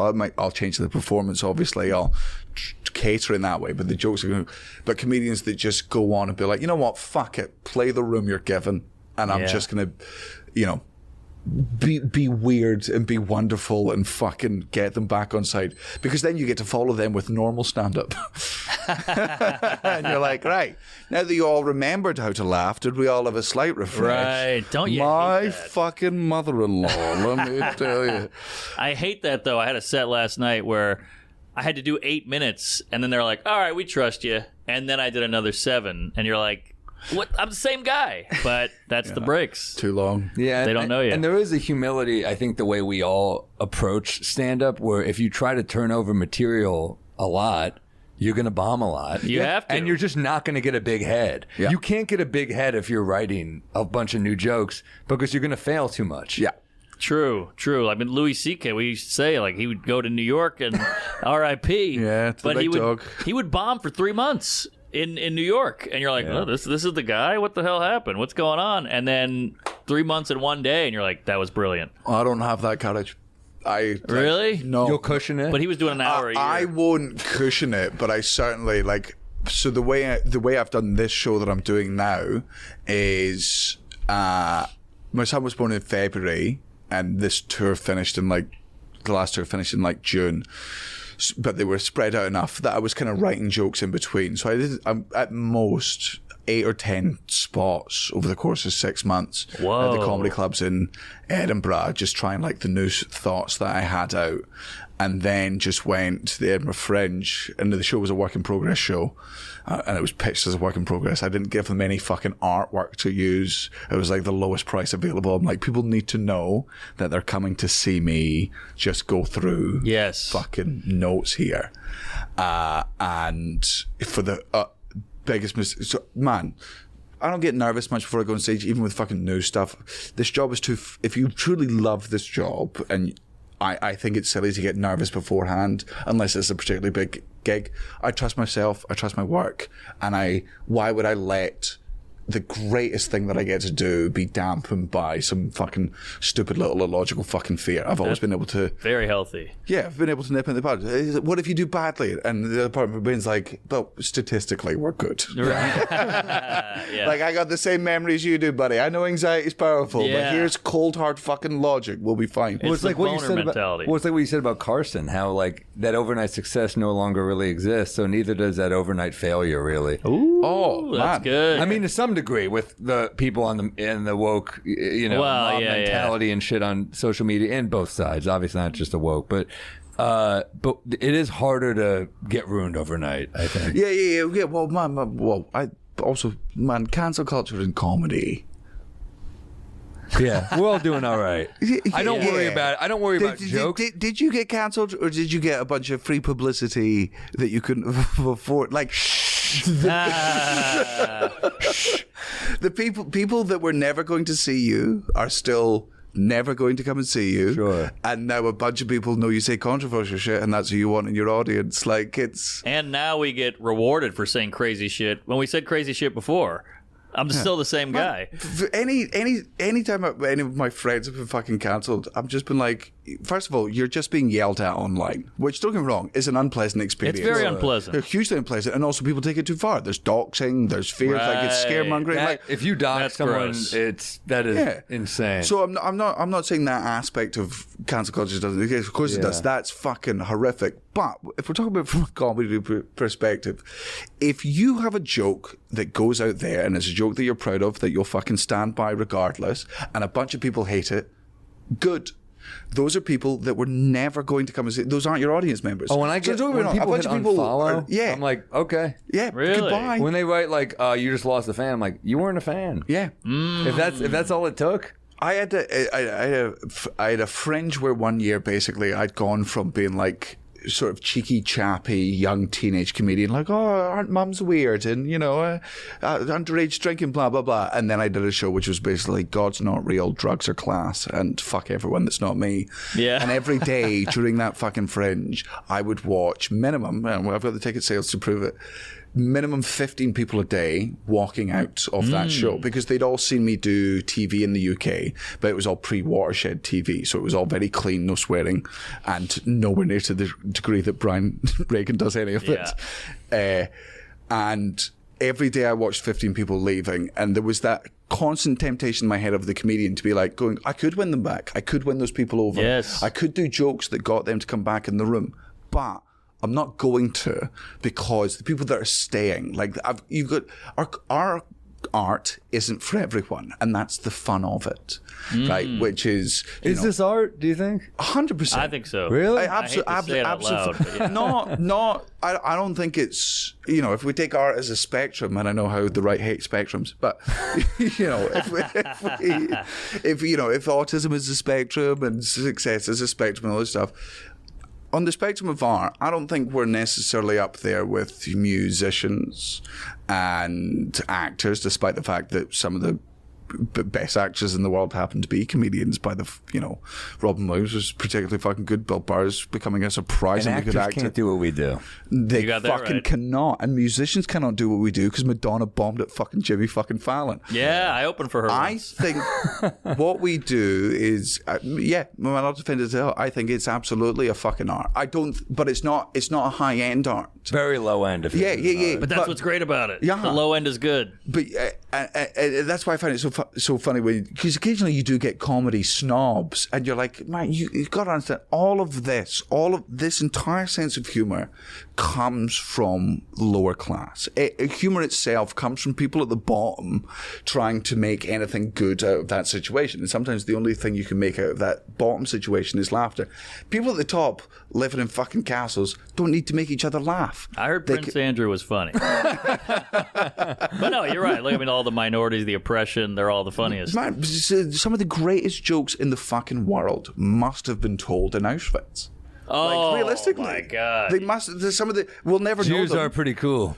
But some of the slow down. some of the fucking greatest comedians in the world came from that fucking time. Sure. It's absolute yeah. proof that it comes from Borscht Belt. Yeah. Like comedy comes from the bottom, laughing up. That's where it comes from. And just laughing from bad stuff. And I do And more think bad stuff happens to you when you're down. Yes. But we talk about people getting mad, and I do think if comedy is a low end art, then if it is, people getting mad is a good thing, because what do people get mad at? They get mad at fucking Tarantino. Yeah. They get mad at Spike Lee. They get mad at like these filmmakers who are considered artists. So if people get mad at comedy, I think it legitimizes it as that type of low end art. Right. Comedy's not low end art. It's just not high end art. We have the reason that we hate saying that it's an art form is because whenever we think of art, we think of fucking museums. We think Rodin. of we're going to do this big weird fucking sculpture that cost $20 million to make, and it doesn't mean anything, and it's made out of spoons, and that means, and it's about the artist's relationship with his mother, and you're like, we spent $20 million on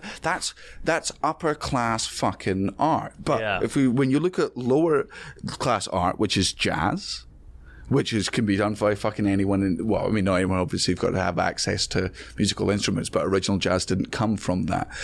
Comedy is lower class art, which is making its way up to the fucking middle classes. And I don't think the upper classes will ever truly get it, but that's fine. They keep imposing opera on people, fucking orchestras. That's all their shit. All these £25 million paintings is all them being like, this is our art and you all have to value it. Whereas I think comedy is art from the bottom, and it's much harder to get it to that middle section because they don't care about what we do, but we care about what they do. That's interesting. That's well said. Yeah, sometimes you see what those Christie's auctions go for, a piece of art, and you're like, are you out of your fucking mind? Christ. You can take any fucking bit of art from the center of fucking New York and take it to some of the poorest people in America, and I guarantee you 99% of them wouldn't fucking appreciate it. You can take a fucking comedian from New York and put them in any part of America, and I guarantee you they'll get more appreciation from that. Yes. Comedians, I think, are unwilling to call this an art form because of the negative stipulations that come from because it's pretentious. Yes. It's pretentious, and comedy is unpretentious. It has to be. It has to be. Well, you've not seen my comedy. You've not seen How me long do How long are you at the Soho Theatre for? I'm there till Sunday, but I mean, this is just, first of all, I just want to be on the show. Thank you're ever in New York, you gotta come back. Come back. You're such a great guest. I'm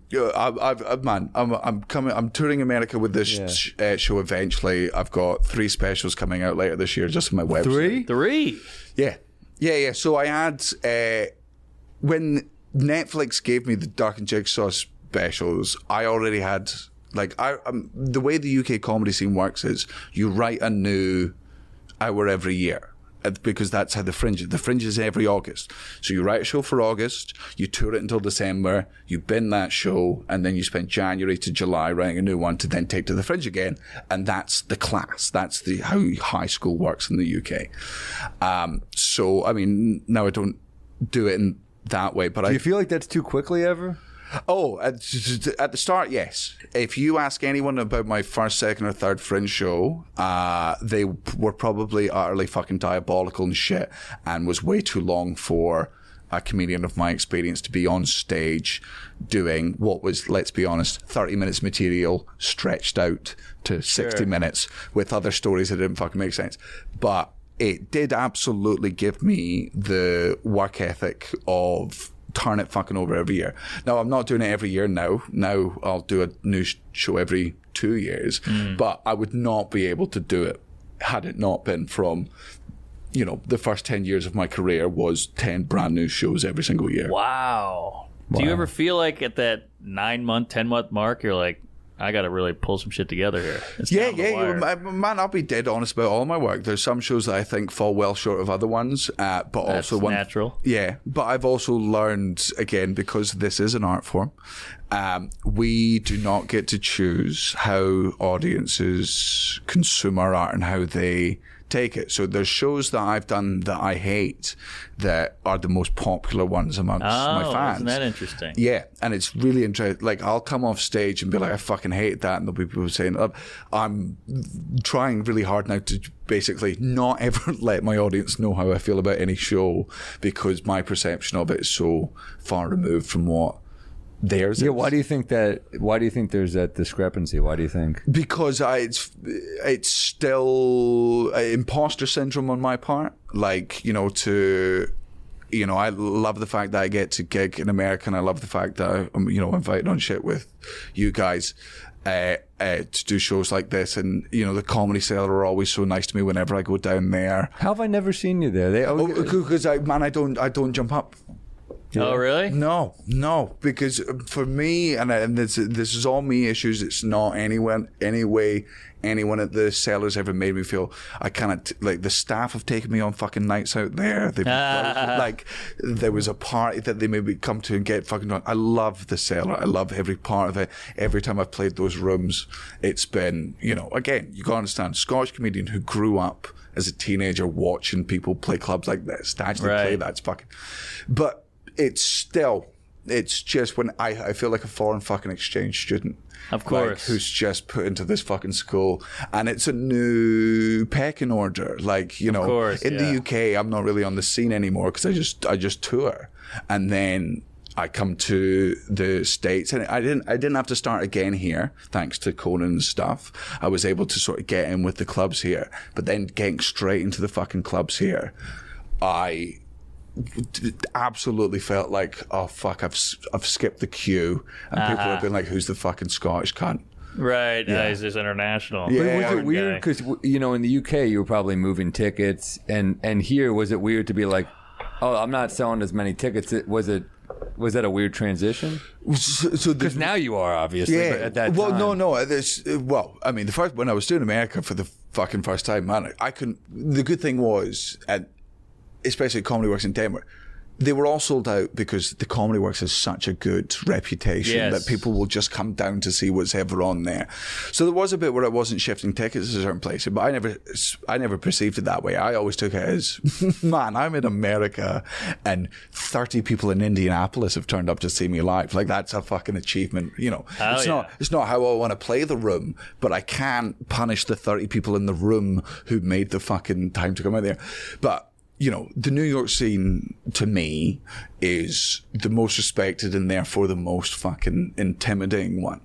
And I remember, you know, the first time I was invited to fucking sit down at the comics table at the Cellar, which, you know, growing up listening to podcasts and watching fucking Louis was like, this is unbelievable. I can't believe I'm part of that. You know, to go away for a year and then do the rest of the world where my career's going, and then come back and sit at that table with a different group of people who've got no idea who fucking Scottish Macaulay Culkin is. Right. Back up. And again, nobody else has made me fucking feel this way. I've never felt fucking unwelcome. I've never felt ostracized. Well, this was like, what do you want to say, 10 years ago that I was texting you about Daniel? Yeah, I mean, it's like we've thought you were funny for so long. So it's funny, like, you know, you do have that feeling like, oh, New York, but you know, you're killing it, man. Yeah, you're doing great. The Soho Playhouse is one of my fucking favorite venues because they were the first one to put me on when I came over to here. Like, and they like day one I played to 9 people. I was at 6 day one. Day one I played to 9 people. Day 2 I played to 13. Day 3 I think I played to about 40. And then on day 5 it's like a 180 seat room. and you can see bits of them. And I'm on stage, and there's about 50 people in the audience, and it's New York, and I'm like, everyone's in New York, you know, it's this. Everyone tells all these stories, and I look in the crowd, and I'm like, oh my god, that's Cal Penn. Oh wow! That's Harold Kumar. Harold Kumar, and also the guy that wrote all of Obama's speeches. You know, was part of that. Oh, I didn't even know that. Oh yeah, man, he's part of Obama's campaign. And I see him, I'm like, there's no. I'm doing this tiny little fucking New York run. There's no way it's him. And I do the rest of the show, and I don't mention it. And I go through, and then after that, I'm like, I'm almost certain that was Cal Penn. And I go downstairs, and I get into the bar of the Soho room, Soho Playhouse, and there is just an Indian man there. And I'm like, oh, I'm a racist. There was just like an Indian guy in the room, and he does look a bit like him, I guess, but maybe the stage lighting makes me less racist. And I say hi to him, and I take a photo with him, even though he doesn't want one, but because I have all this like white guilt of like, oh, I thought you were just another famous brown man. And then I go outside and I check my Twitter, and Cal Penn was like, hey man, I came to the show, I'm around the corner if you want a drink. Thank God. And you're like, Oh, thank God. Yeah. Thank fucking God, man. For so many reasons. Yeah. And when I turned up, the first thing I said was like, buddy, you'll be pleased to know I'm not a racist. Because I recognized you from one other Indian guy. And I did a show the other night, and I was like, I think Martin Luther King is in the crowd tonight. must have been a dream. That was a dream. I'm sorry, man. Well, at least Cal Penn, he should be thankful for cricket. Yeah. So whenever I come over here, I tend to do the Playhouse because I do 75 minutes. That's like, and because I'm fortunate enough to be at a position where, you know, when I'm touring the world, you know, I'm doing 75 minutes. Going back to 10 and 15 and 20 is fun and challenging, and sometimes I fucking love it. But I mean, they've asked me to be on this Cellar a bunch of times here, which was my fucking dream when I was, you know, even in my 20s, for the Cellar to be like, please drop in, would make 25-year-old me rock hard. Yeah. But then I'm just like, my show finishes at 9:30 and my son's in bed. I gotta go home. The son. Yeah. That makes sense. Yeah. Well, I got a show there at 10:30 if you want to pop in. Tonight? Yeah, I'm just throwing it out there. But I know you don't want to be a bad father. No, but Choose Mark over your son. Yeah. Hey, and I could, because you being there would get me over my fucking. Even though all the staff love me and are consistently welcoming You and need a happy to see bridge. me, I just Dude, I'll be there too. We'll hang. I'll be there. I just need a playmate. I just That's need like it. a little fucking. You got both of us. And I Are you there tonight as well? I'll be there. Yeah. All right. I mean, I'll have to. I mean, when I say run it past the fiance. We'll hang. Yeah, I'm running some new stuff. Oh yeah, me be too. fun. I got some horrific new. Me too. It stinks. Oh, great. Then I'll absolutely come down. This will give me fresh fucking I need perspective. those See his long bomb. sets are the best, where you just are like, oh, I gotta like really. Like, why would you want to do 20 minutes when you could do 75? That's why people make fun of me for doing the road. I'm like, that's why I do the road. I get material out of it. That's where you work out. That's how you work it. But you both did the. I mean, and you are the. I don't know if you know this, but you're the example that's used in the UK when it comes to how there was this period of time in comedy that fucking existed where Netflix was suddenly was and as someone that had two Netflix specials, I can tell you the experience of that almost Carson level of overnight fucking success where things fucking changed. But there was this huge gap in between like everyone wanted specials on Netflix, Amazon Prime were offering them, and we were all like, Yeah. I can wait. I'd rather work in one of your warehouses than give you an hour of my fucking material. Yeah, but because people browse Netflix, nobody browses Amazon Prime. I do to watch shit. sometimes, but not for comedy. Yeah, But it's on Amazon and chill. I don't know, dude. You fuck with Bosch? I like Bosch. Bosch is great. And then there was just this huge fucking gap, and then you guys finally, I mean, you know, you released them on fucking YouTube, and for so long that was such a, I think it was seen as almost a counterculture or no, outside I don't the think box. An admission of defeat. I Yes. think. Oh, yes. it was a I think failure. it was Yeah. a Big failure. I difference. put it on fucking YouTube, and then you proved there wasn't. Because I'd said for years to my fucking agent, I'm like, because I'd seen when Bo Burnham, remember, Bo Burnham released What on YouTube before Netflix That's fucking right. bought it. Like, it got 100 million views on YouTube before Netflix were like, oh, fuck, we need to take this. Wow. I knew from that fucking moment, I'm like, if you can find your... They know how to spot talent. Yeah, well, no, but 100 million views. We're in. Yeah, right. But with comedy should be a meritocracy, and sometimes it is. There are certain stages in this job that it is, if you're on the open mic scene, it's a meritocracy because the best comic will eventually rise to the top of that, and then you'll start getting on other places. But then there's this new layer which is kind of meritocracy, which is you're the best, but there's also agents involved and producers and TV, and there's all these other things that are coming in that are fucking up the audience's, not their enjoyment of it, but how it's being translated into work thereafter. They're like, okay, you obviously were brilliant, but we've got two of you, so we actually want this person who did much worse, but that's a different market. Right. And this would start happening. And don't get me wrong, I still think because of this job, because of the nature with the audience, there is the chance of meritocracy of people getting to the job. And that's why I think the internet now, in the past 2 years, has become actually such a powerful tool for comics, because the comedians that were, and I'll hold my hand up, was one of the comedians being like, I'm not doing TikTok, I'm not doing Instagram Reels, I'm not doing these shitty little, I'm not going to write my subtitles on a fucking 15-second stand-up clip and burn that material. There was this real snobbery from comics like fucking 3 years ago being like, well, no, we're not doing that.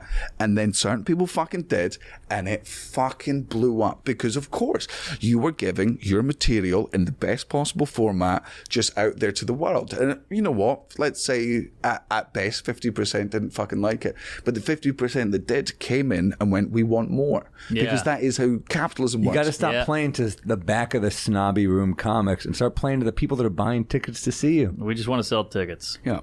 And also, they're jokes. It's not how many people. Some of those comics who are snobs, who are shitting on us, are posting pictures of sunsets. I'm posting my fucking act. Yeah. I'm a comic. Oh, but well, because you two were more, I would say, especially from the perspective in the UK, you took the jump into that well before most of our comics have, because now we've reached critical mass. So many people are now doing, I'm even fucking tweeting and fucking Instagramming stand-up stuff because I'm like, oh, this works. This is what we now agree. This is a system that works. Yes. When you guys were starting it, was there any of that, like? Of course. I comics I respected shit on me for it, and it didn't feel. And now that I could tell, they're like, I should have done that, but I shit on them and I can't.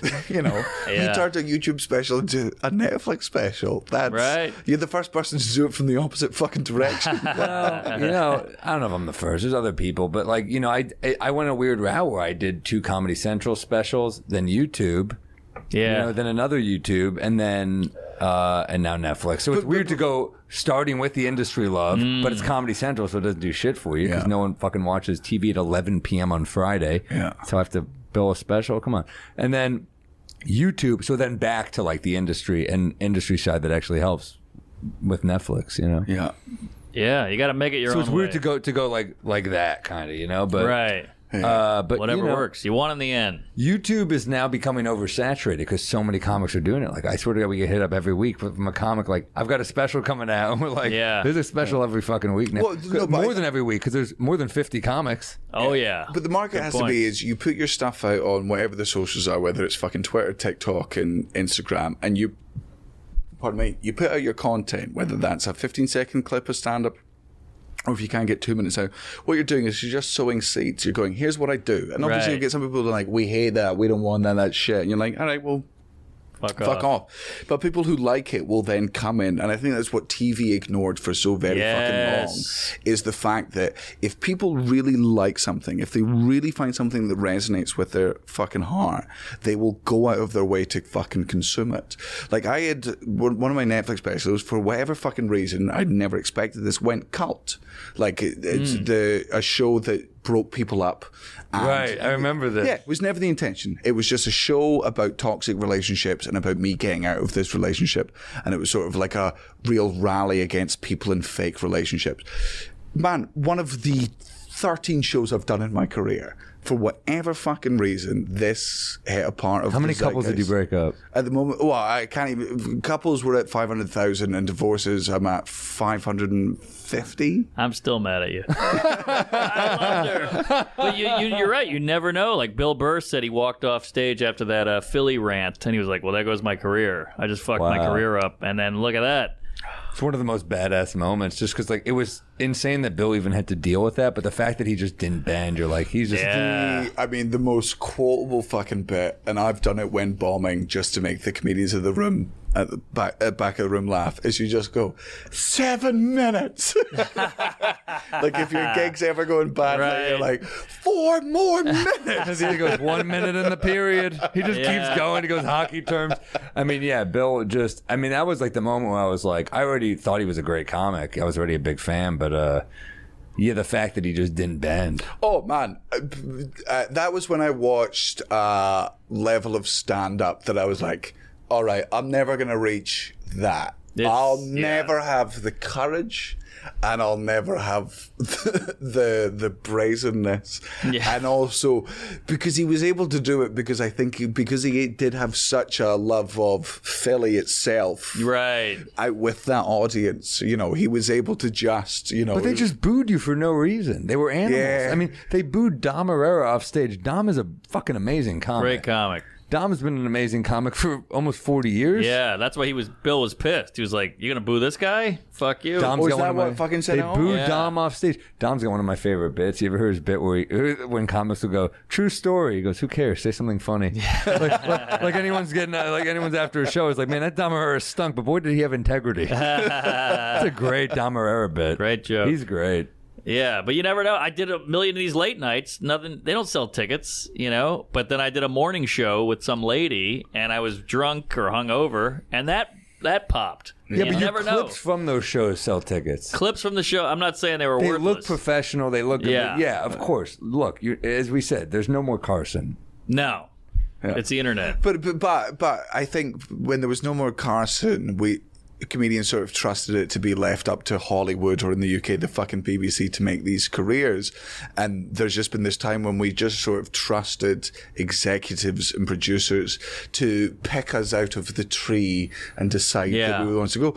Whereas what we're realizing now, and look, I could be wrong, in the same way that when the internet came out, people were like, and now the internet's here, we'll all become more intelligent. And somehow Friendly. we all became dumber. So this might be me saying one of those things pre-ham, but I believe now that because of the way social media is working and comedians' abilities to put their material out there regularly into a wider audience, I do believe we're going to see a slow death of television because you're going to have comedians that can just, thanks to their social media, tour.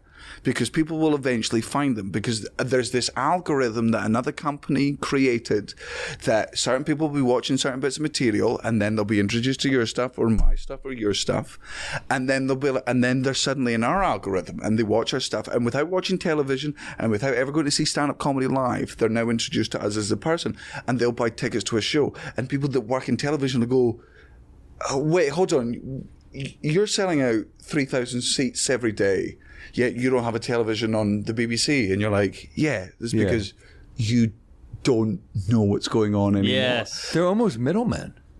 They've always been fucking middlemen. but they had power before. Yeah, they Now had middlemen don't. before because there was no other alternative. Because they chose what audiences saw. And that right has now been taken away. But it used to be people that worked in television. right. Gatekeepers. They chose what was entertainment. And now, thanks to the internet, nobody gets to choose what entertainment is anymore. People get to choose what they're entertained by. And thanks to this algorithm that was created for the opposite fucking reasons, people are now finding artists that they've never seen before and can now. It's the more. I mean, this is why Patreon's so successful now, because this is the first time in the history of entertainment that there's ever been such a direct fucking relationship between artist and fan. And it's not for other people. You don't have to soften your material for other people.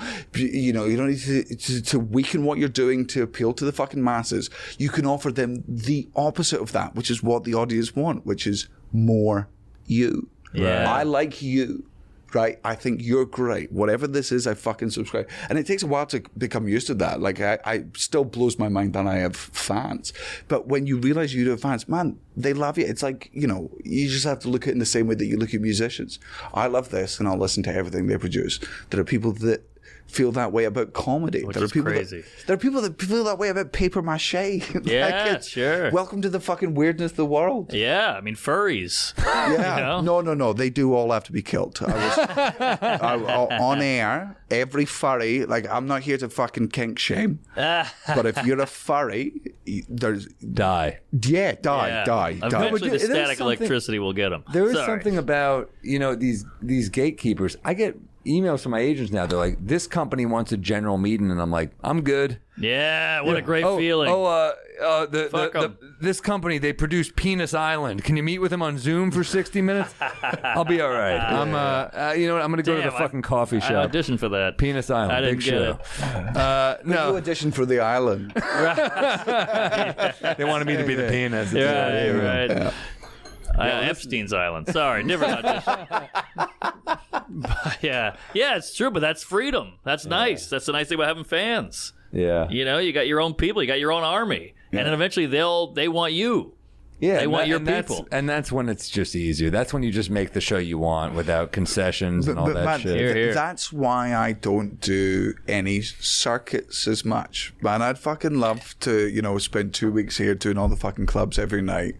But in 100% honesty, it's laziness. I have my audience. You have a family too, though. Yeah, don't justify my laziness. I need to punish myself mentally, and I'll not have you ruin that. But no, even before my family were over, whenever I was in New York, I would be invited down to the cellar, but I'd be doing shows here, and I'd be like, no, I'll not do it. And I should, because I love going down there. But I'm at a stage now in my career where I'm so fucking fortunate, the fact that, you know, wherever I go, I'll find my audience. And that is, whether they know it or not, that is the comedian street, which is, you know, we don't want to appeal to the fucking masses unless you want to be, you know, the worst of comedians. Sure. You know, I don't know who the worst comedian is publicly seen as in America, but in the UK, it's Peter Kay. Nobody messages into the show. It's absolutely Peter Kay. But he just... I don't know who that is. I don't No, either. you don't, and you never will, because he's a fat Manchester comedian who just did nostalgia on stage. And look, I'll insult him because I think he's personally shit as a comedian. Cunt sells out arenas. Oh, wow. He's one of the most quoted comedians in the UK. His work ethic is second to none. Can't take him on any of that. Good fucking joke writer. Really good with audiences. But you hate him. Yeah, he sounds all right. I fucking hate him. Okay. Oh, because there's enough stories about Peter Kay off the circuit where you know what his stage persona is different to his actual real life persona. And also, it's straight down the middle comedy and not with the skill and humor that Brian Regan does it. Don't compare. Just because he's clean doesn't mean he's Brian Regan. He doesn't have the talent that Brian Regan has. Well, I don't even know who he was. I wasn't comparing. Oh, yeah. And if you were to watch, you wouldn't understand it because it's very specifically British. It's nostalgia about British youth. But he's huge. Oh, yeah. And man, again. Do you know him at all? I know of him through people that have worked for him, which is why I have my perception of him as a human being. And that is an awful one.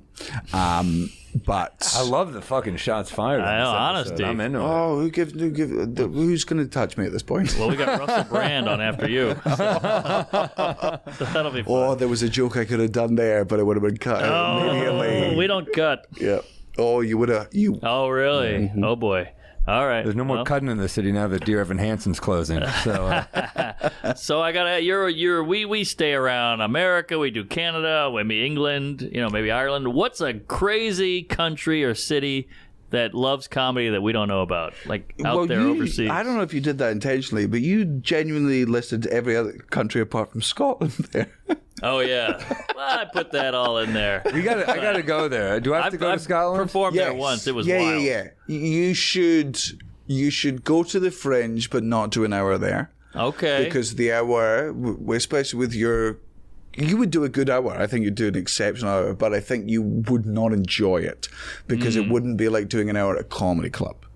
Like when you go to Edinburgh, It's the largest arts festival in the world. You have to understand that there's only two things globally that sell more tickets than the Edinburgh Fringe, and that is the Olympics and the World Cup. Wow. The third is the Fringe. It doubles the population of the city. There are 2,000 shows on a day, 500 of which are comedy. The drinking laws change. It's the city. I live there the rest of the year. The city fucking changes. Yeah. The mistake that a lot of American comedians make when they come over is they're expecting it to be like a comedy club vibe, which if you do The Stand or you do Monkey Bar or the comedy clubs, you'll get that, but you're doing an hour. There's nobody on before you. There's nobody on after you. It's just you, and that's a difficult transition. That being said, I've seen plenty of American comedians smash over there because you don't fall into what the Brits do over there. You don't create a narrative. You don't make it about your dead dad. You don't have a musical number at the fucking end. You just do a solid fucking hour, 50 minutes of fucking material. And don't get me wrong, first week is difficult because audience is coming in and working at what they like, but then word of mouth helps. And then by the rest of it, you're having a great show because, I mean, fucking Britannic, American sketch duo came over, and I only saw them on the final day, and they were one of the best things I've. Yeah, why do I know them? Did we see them in Ireland, Mark? I think we one did. of them is the brother of Rob McElhenney. Oh, okay. So, yeah. I think it's absolutely worth you doing the Fringe, but the way you should do the Fringe, you should just come over and do 3 nights there, because what the Fringe does, and the mistake people make with the Fringe is, you have to go back to the Fringe every year. Because you are building your audience every year. You go on stage, you play to 70 people, 70% of that like it. Next year you move up to 100. You get a 60% fucking turn rate, but word of mouth has helped to take it up there. Then the next year you move up, then the next year you move up, then the next year you move up. Australian comedians are famous for it. They'll come over, have 3 great Fringes in a row, and then not come for a year. And then they'll come back and they'll be like, where's my audience gone? They're like, they thought you died. Right. Like, this is the Fringe. If you want to become a fucking Fringe comedian and successful at Fringe, you have to do it every fucking year. Every year. Damn. But you can come in and drop in. Bo Barnum is coming in, to be fair to Bo did 2 full Fringes. And then came back and dropped in. Bill Burr's dropped in to do 3 days at the Fringe. This year, his name escapes me. People come in and just fucking drop in. Yeah. Gotta give credit to Sean Patton, who's done the full fucking run Patton. as well. Yeah. One of the most underrated comics in our country. Really? And he's got a new special on YouTube. Sean Scorpion. And was underappreciated in Edinburgh for about 2 weeks until eventually the audience found him, and then he started fucking smashing it because that's the way the process works, Well, unfortunately. to be fair, he's underappreciated here too. So that's just his thing. We love him. It's because he's so aggressive. But yeah, 3 days. All right, that's the move because a month is such a commitment. No. I would come over for 2 weeks and do 3 shows. Man, experience the festival. Whatever I tell you about it doesn't matter. You have to experience it for you to, because you'll experience a different festival to me. Yeah. You'll find different places that are actually really good to play. You got to understand, this city opens up rooms that are closed for the rest of the year to become venues. So you go into this old fucking room where there's water dripping off walls and 50 people are sat in there, and you're like, what is this for the rest of the year? And they're like, nothing. This is where people used to be tortured. Like we just, like the people have performed in coat closets to 3 people. There's tops of buses. Like it's, you just don't, whatever I sell you and whatever I tell you about it will be a lie because your experience of the Fringe will be different. But that doesn't make your experience of the Fringe any less. You have to go over, and 10 days is the best because 10 days is the ultimate holiday anyway. Right. 2 weeks is too long, 1 week is too short. If you were to go over for 10 days and you were to put on 2 shows at a good venue, which I could put you in with, and the other 8 days, you decide what spots you want to do because there's 1,000 spots a night. You can do Late and Live, you can do fucking Spank, you can do Monkey Bar, you can do any of the fucking weird shit that's going on. There's other weird comedy shows where I did one this year where the comedian was, there were 2 actors on stage and your job as comedian was to just direct them doing Macbeth. No stand-up comedy just for an hour. two people do Macbeth, and randomly you just, as the director with the microphone, chip in with how you think they should be doing Macbeth, and that's the show. That's fun. That's Man, weird. it was the funniest thing. I enjoyed it so much. I had the time of my life. They were such funny comedic actors. You know, you could go to the Fringe 1,000 times and never experience it in the fucking same way. There you go. You just gotta. That's a good sales pitch. Yeah. Maybe we'll go the same year. I would love to go. All right, maybe we'll do Hey. it. I hear it's beautiful. I'll set you up with. Maybe we'll do it live. We I'll might be set you drunk. up with. See the shows. We never do Now it. we're talking. Do they drink out there? Let's do it. All right. Hey, I've well, this always is- been intrigued, but I keep turning it down for more money. No, man. Do not do the full run and do not buy into anyone. If you want to fucking take the risk, it can work out for you. And I would recommend it if you can do the full run. I think there's so much learning in it, and I think it's such an important bit of fucking learning that if you want that, you'll benefit from it hugely. If that's what you want, then definitely do it. But before that, I would recommend you just go over to the Fringe, because there is nothing like it. So you cannot make any rational decision on how you want to do it before going there and being like, oh fuck, this literally doesn't happen anywhere else in the world. Right. I hear you. All right. It sounds. I mean, Michelle Wolf had a great time. Ari loves it. Patton loves it. Conan. Oh, Ari gave us horrific mushrooms one year on the second last day of the Fringe. I met him at one of the artist bars, and he was like, a fan gave me these. I took one 20 minutes ago, and it's great. And I was like, I don't like mushrooms. He's like, I do, and I'm telling you as a friend, this one's safe. And I took it, and then like 40 minutes later, he came up to me. He was like, I made a huge mistake. This is fucked. By the way, the number one guy who tries to get me to shroom Yeah. is Ari. He's like, we got a shroom. Terrible fucking endorsement, Ari. Yeah. Terrible Real fucking bad, real endorsement. bad. And because of that, I say, fuck the Jews. Whoa. Oh boy. No, hold on. He represents you all. Come on, man. Is that going to get us flagged on YouTube? We had a killer episode, and they're like, "We're pulling this." It's now called YouTube. What? Plug some gigs, Dan. Oh yeah. Just, man, before you buy tickets to come see me live, go on Netflix, watch my Netflix specials, YouTube specials. Jesus. Watch Dark and Jigsaw. I will also be releasing 3 specials on my website before the end of the year. Wow. Yeah. But they're from previous shows that weren't picked up by other places, but we filmed them anyway to a professional level. And, Hell yeah. And they're good. If you enjoyed Dark and Jigsaw, they're better than those ones because they came after those ones. Yeah. There you go. That's the way to do it. Highest endorsement. Great comic. So Yes, definitely watch killer those. act. Yeah, and plug some gigs too. Oh, you want me to plug the fucking Dublin, Newcastle, Vilnius, all these weird places in Europe? We might have some fans over there. Go to danielsloss.com. I do Europe heavily. I do Lithuania, Estonia, Belgium, Germany, France, Italy, all the ones. Go on my way. I do everywhere. I'll tell you, I've done Europe a good bit, and I ate my ass in Belgium. Have you ever been there? Yeah. They can take a while. Yeah. Oh, man, did I die in Belgium. Damn. Everything else was great. Antwerp was weird. Was that with Bert? Yeah. You've been to Antwerp? Oh, wait, you went with Bert Kreischer? Yeah. Well, that explains why it was weird. Yeah. Like, Belgium wasn't ready for Bert Kreischer. But Scotland was amazing.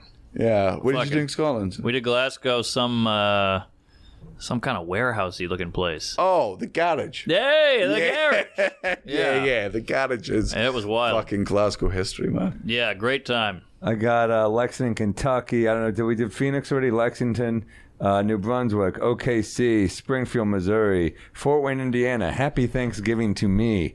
Kansas City, Missouri, Tacoma, Spokane. More shit's coming. Big tour announcement coming soon. And watch my Netflix special same time.